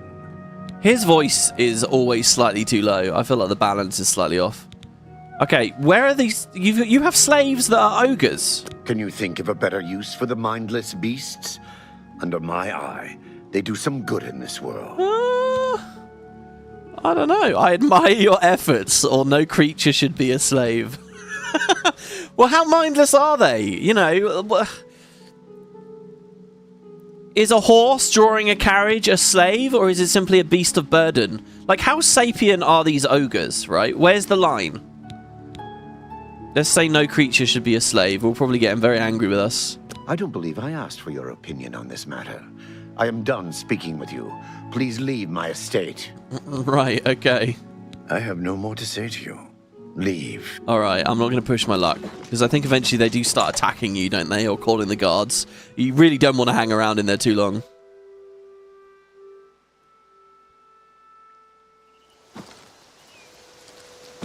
Sorry, I missed a comment here from Belgeode. I wonder if that's why Beyond Skyrim is doing all that. Kvatch is rebuilt, Such is in there. The Elder Council plays a part in the Beyond Skyrim storyline after the Mead stuff, I'll just say. Yeah, I don't know. I don't know anything about that. I don't know what they did. I don't know if Sturk's in it either. Okay, so I've spoken with Lord Drad. He believes the ogres to be suitable slaves, as it does not violate Imperial law. Well, we never said that. Well, this is a bit of a GW2 moment, isn't it? The journal's saying things that wasn't actually in there. I fear I've angered him, though, and will not speak, and he will no longer speak with me. Perhaps his wife will be more forthcoming. Oh. Well, she wasn't a second ago. All right, we'll get in real quick. Hello. I'm afraid you've upset my husband. Please leave before he loses his temper. I beg you. Oh, does he have a bit of a temper, does he? Well, tell me about the estates. Drad purchased the land and title from council. It cost him a fortune, and he's determined to make it pay. All these slaves? I can't tell you about that. Please, just go. What do you mean you can't tell me? Yes? No, let's chit-chat. She doesn't like that. Don't be silly. She quite likes that. You've got a point. Don't make... Where'd you get that? That's good. Don't be silly. Didn't do well there. You win this one. Blah, blah, blah. What a bore. Blah, blah, blah. Don't be silly. That's enough. Don't make me laugh. I'm not buying that. I can't argue with that. Don't make me laugh. You've got a point. You're pathetic. At least she speaks quickly. I doubt. That's great. How's it go again? So they can get their jabs in as I spin the wheel. You're pathetic. I won't fight. I'm sorry. Oh, what happened? What happened? All right. We're not done. Blah, blah, blah. That's great. You win. I'm not buying that one. That's great. Blah, blah, blah. That's I won't fight you. Oh, it bugged again. You've I see. That's what it is. It bugs really sometimes. Funny. I can't argue with... I'm not buying... I like that. All right, 68. Let's see if 68 is high enough. I can't tell you. Oh, really? Take your time. Oh, it's max disposition. Well, hold on. Do we have... Goodbye. No, we don't really have anything we can wear to boost it, do we? And we don't have any... Oh, no, hold on. I think we have a charm scroll, don't we? Didn't we pick up a charm scroll recently? I feel like we did. Dispel other... Undelivered letter... Hold on, if I go to magic... Superior detect light. They're all on self, so we didn't need to look at those anyway. Beguile. Charm on target. 30 points. I'm afraid you've upset my... Indeed. He works them in Bleak Mine. It's terrible. The guards beat the creatures mercilessly. That's all I can tell you. Now, please go. All right, there you go. Bye. Thank you. Nice, we beguiled her. I don't know where we got that scroll from, but just something in my head there. I was like, oh yeah, we definitely got one.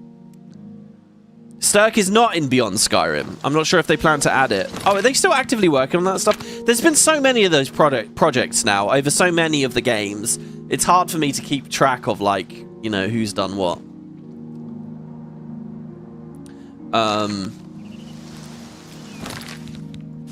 Right, Malakath. Lady Jad has told me that the ogres are located in Bleak Mine, not far from here. I'll have to go free them to appease Malakath.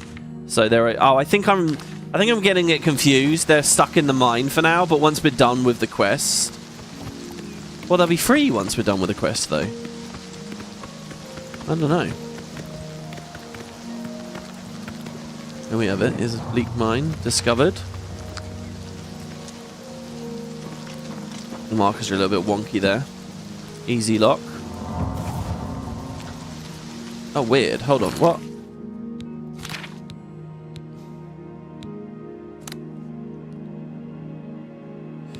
Yeah, we don't have that hotkeyed anymore. I think we can hotkey it, though. I think it'll be fine. So we're going to go open hard lock. No, not an 8. Shit. What was an 8 a second ago? I was going to say on 5.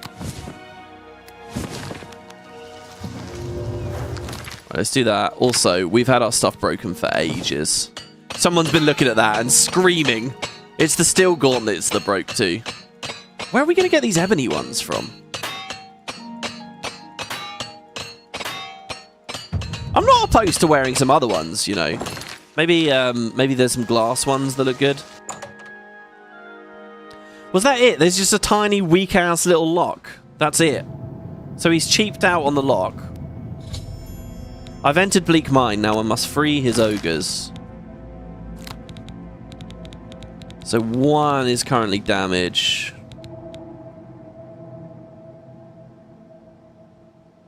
You know what? I'm going to go...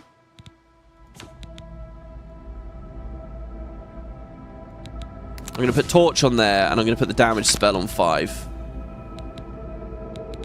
I'm really looking forward to this.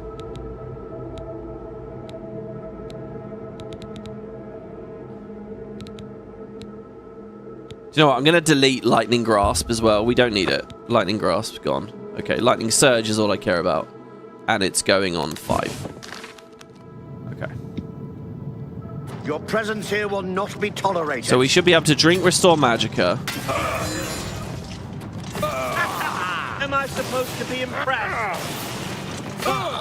Oh, God, they really hurt.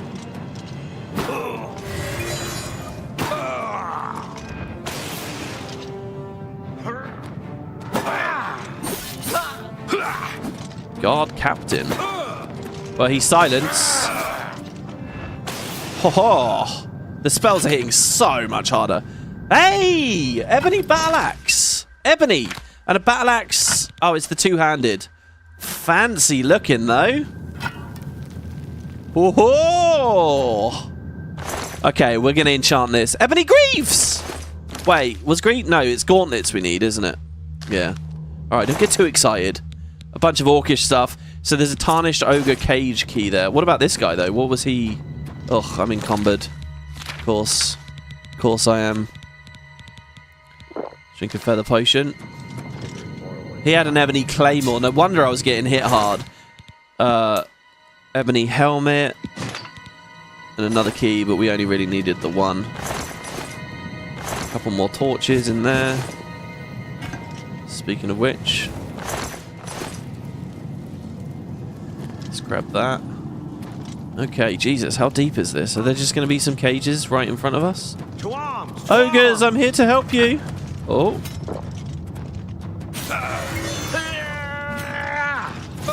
I've fought mud crabs more fearsome than you. Have you really? Okay, let's try our new Mega Poison as well. Ready? Getting tired. I guess technically we were using it against the Daedra. I just didn't really see. Oh my god. There you go. Oh, so good. Well, there's another shield. So much heavy stuff here. Ebony Greaves, same as before. I mean, it's worth 1,000 though. I mean, I'd be such a fool not to pick some of these up. Look at that, 2,100. Oh my god. So heavy though.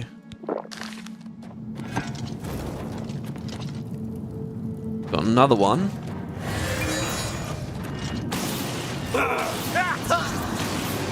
Host, quick! I'm dispatching them so fast. Ebony Longsword. That level we just got has really, really changed the loot, right? Shiny Ogre Cage Key and a Tarnished Key?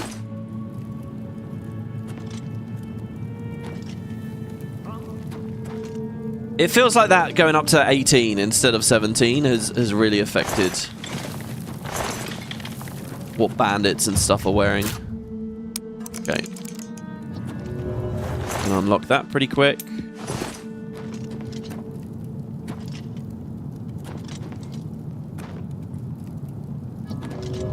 I cast Shock Shield, I guess.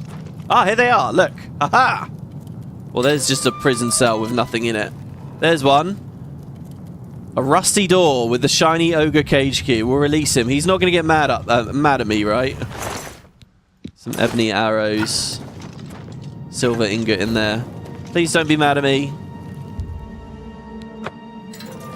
Are you okay? I freed one group of ogres. I must check to see if there's more to be freed. Oh shit, it is a group. Alright, they're not attacking me. Oh my god, there's 3. Hello everyone.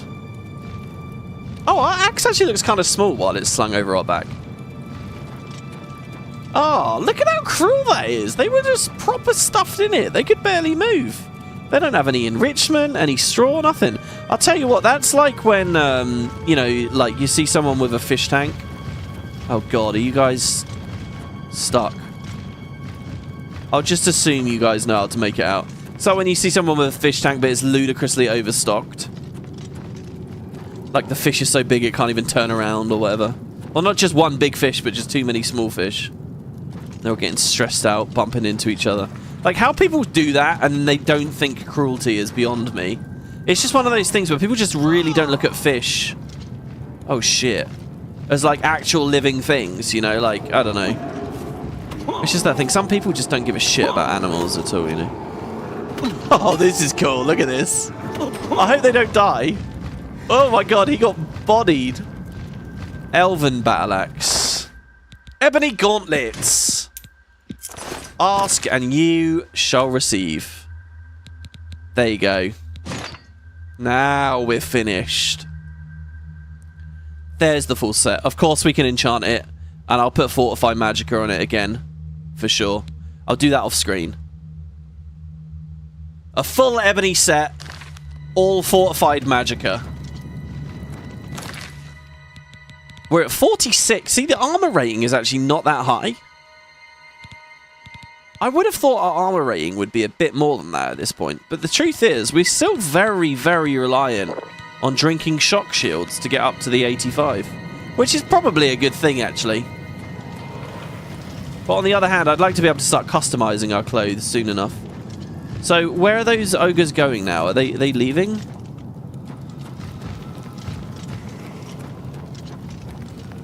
Was that an Argonian that was... No. Looks like they're all Dark Elves.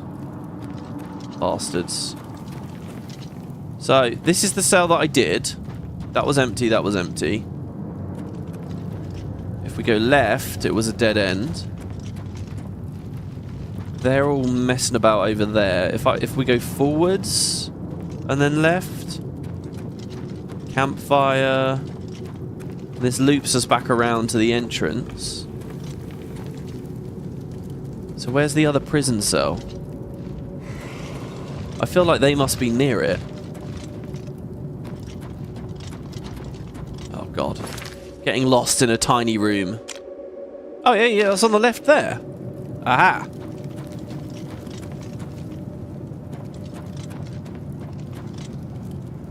Alright. Get a chest. Oh, an ebony ring. What do these look like? Good. Or just very black. An obsidian ring.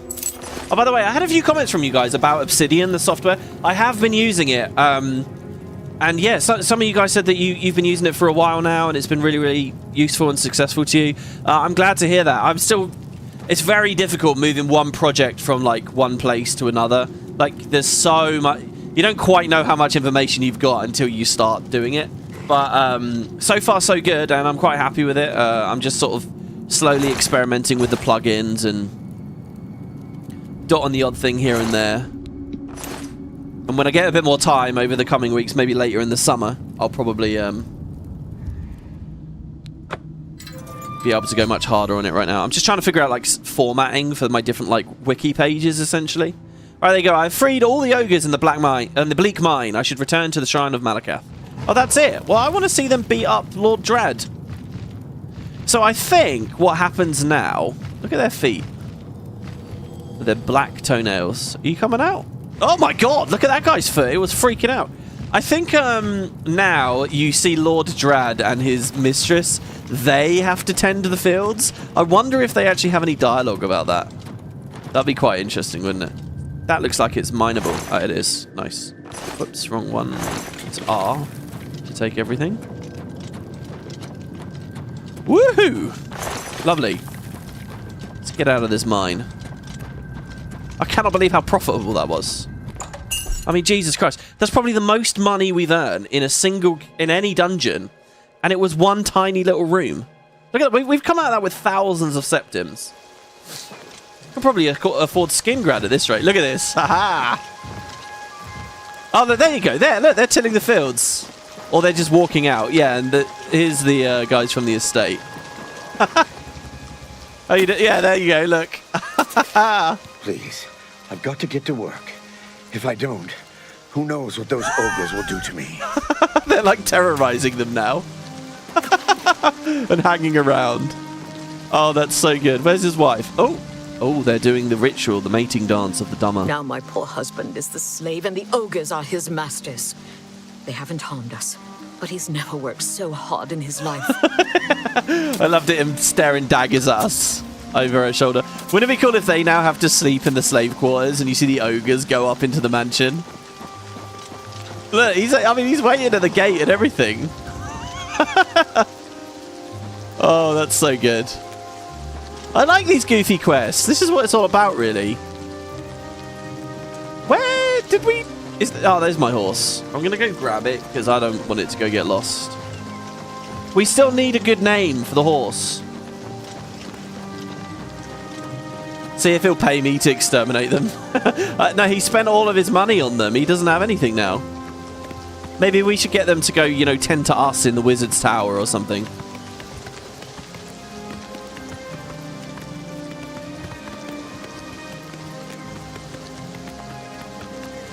Oh, we're getting to the point where I'm going to have to get Transcendent Sigil Stones. Well, I don't have to, obviously. You don't have to do anything in this. But, if I want even bigger enchants, we're going to have to stop delaying the gates eventually. I mean, we're getting to a big bit in the story in a second where we're going to want to close a bunch of gates, so... Hey, Shobob. Malakath must think you're okay. Yeah, you already said that to us. Do not test its patience. The orc names are brilliant, right? Shobob Grow Rugdash. Mug Grow Mugrak. Gorub Grow Ugdub. Good job. No one owns ogres but me. And I fixed that maggot. The ogres own Drag. Make Drag eat death. Now you get a present. Keep up the good work and be nice to my little brothers. Malakath was satisfied with my efforts to free the ogres. He has rewarded me with Volendrung. Okay, so... Oh, and we're over encumbered. Of course we are. So this is a new weapon for us. And it's genuinely good for us as a blunt user. It's a blunt hammer. I don't know if it has a unique skin. Is that a unique skin? I doubt it, right? If Spellbreaker was a dwarven thing, this is probably steel, maybe? Anyway, it's an enchanted hammer. You'll see the damage on it is not bad at all. It's 16. Now, the Ebony Battle Axe is 19, so we're a bit down. But this is quite good. The enchantment that you find on it is Drain Health on Strike. Well, that's fine, whatever. But this, Paralyze on Strike. So you just instantly paralyze and knock people. You've already seen with the poison how strong Paralyze is. Now, I can recharge that with Azura's Star. And what's kind of special about this is you're not allowed to enchant that yourself. You can't actually do that. And you can't... There are no sigil stones from Oblivion either that do it. Volendrung is it, really. So if you want Paralyze on a weapon, Volendrung's the one. So we get 16 swings of it, I guess. Might be cool. Lots more T-posing enemies and things. So as we swing now, we'll paralyze people, we'll silence people, we'll do lots of like nasty things. So yeah. So there you go, just a little bit more on the Gold Coast. I wanted to show that off. Kind of want to go deal with that gate, but we'll see. So that's Fort Such. That's another Daedric artifact. These will all be quite handy. We'll be spoiled for choice very soon as we continue with the main story. So let's go back up to... You can't fast travel while taking health damage. Oh. Because our feathers, our spoiled feathers, do a little bit of damage to us, don't they? Okay, so back to Cloud Ruler Temple, and we'll discover the thing with the spies. My plan, I don't know, do I plan too much for each episode here? I guess I do. My plan was to do spies now as well. See, look at that. Look at Lumen. How isn't that so weird? My plan was to... Oh, where's our horse going? My plan was to do spies. I guess that'll be next time. So there are some spies that are catching on to what's going on here at the Cloud Ruler Temple. Look at how gorgeous that is. Join me next time, guys. We will be dealing a bit more at Bruma. I'm going to go back to Frostcrag Spire. In fact, maybe between episodes, I'll run up there, actually unlock it as a fast travel point, move all of our ingredients there, potentially our other stuff, and we could actually live in the tower. What do you guys think? Because we bought all those contracts to upgrade it, didn't we? And we haven't used them yet. So it could be fun. The horse is seriously leaving without me. So yeah, join me next time, guys, for the continuation of the main quest. Thanks so much for watching. Any thoughts? Let me have them down below. Oh, this one's got a cool effect too.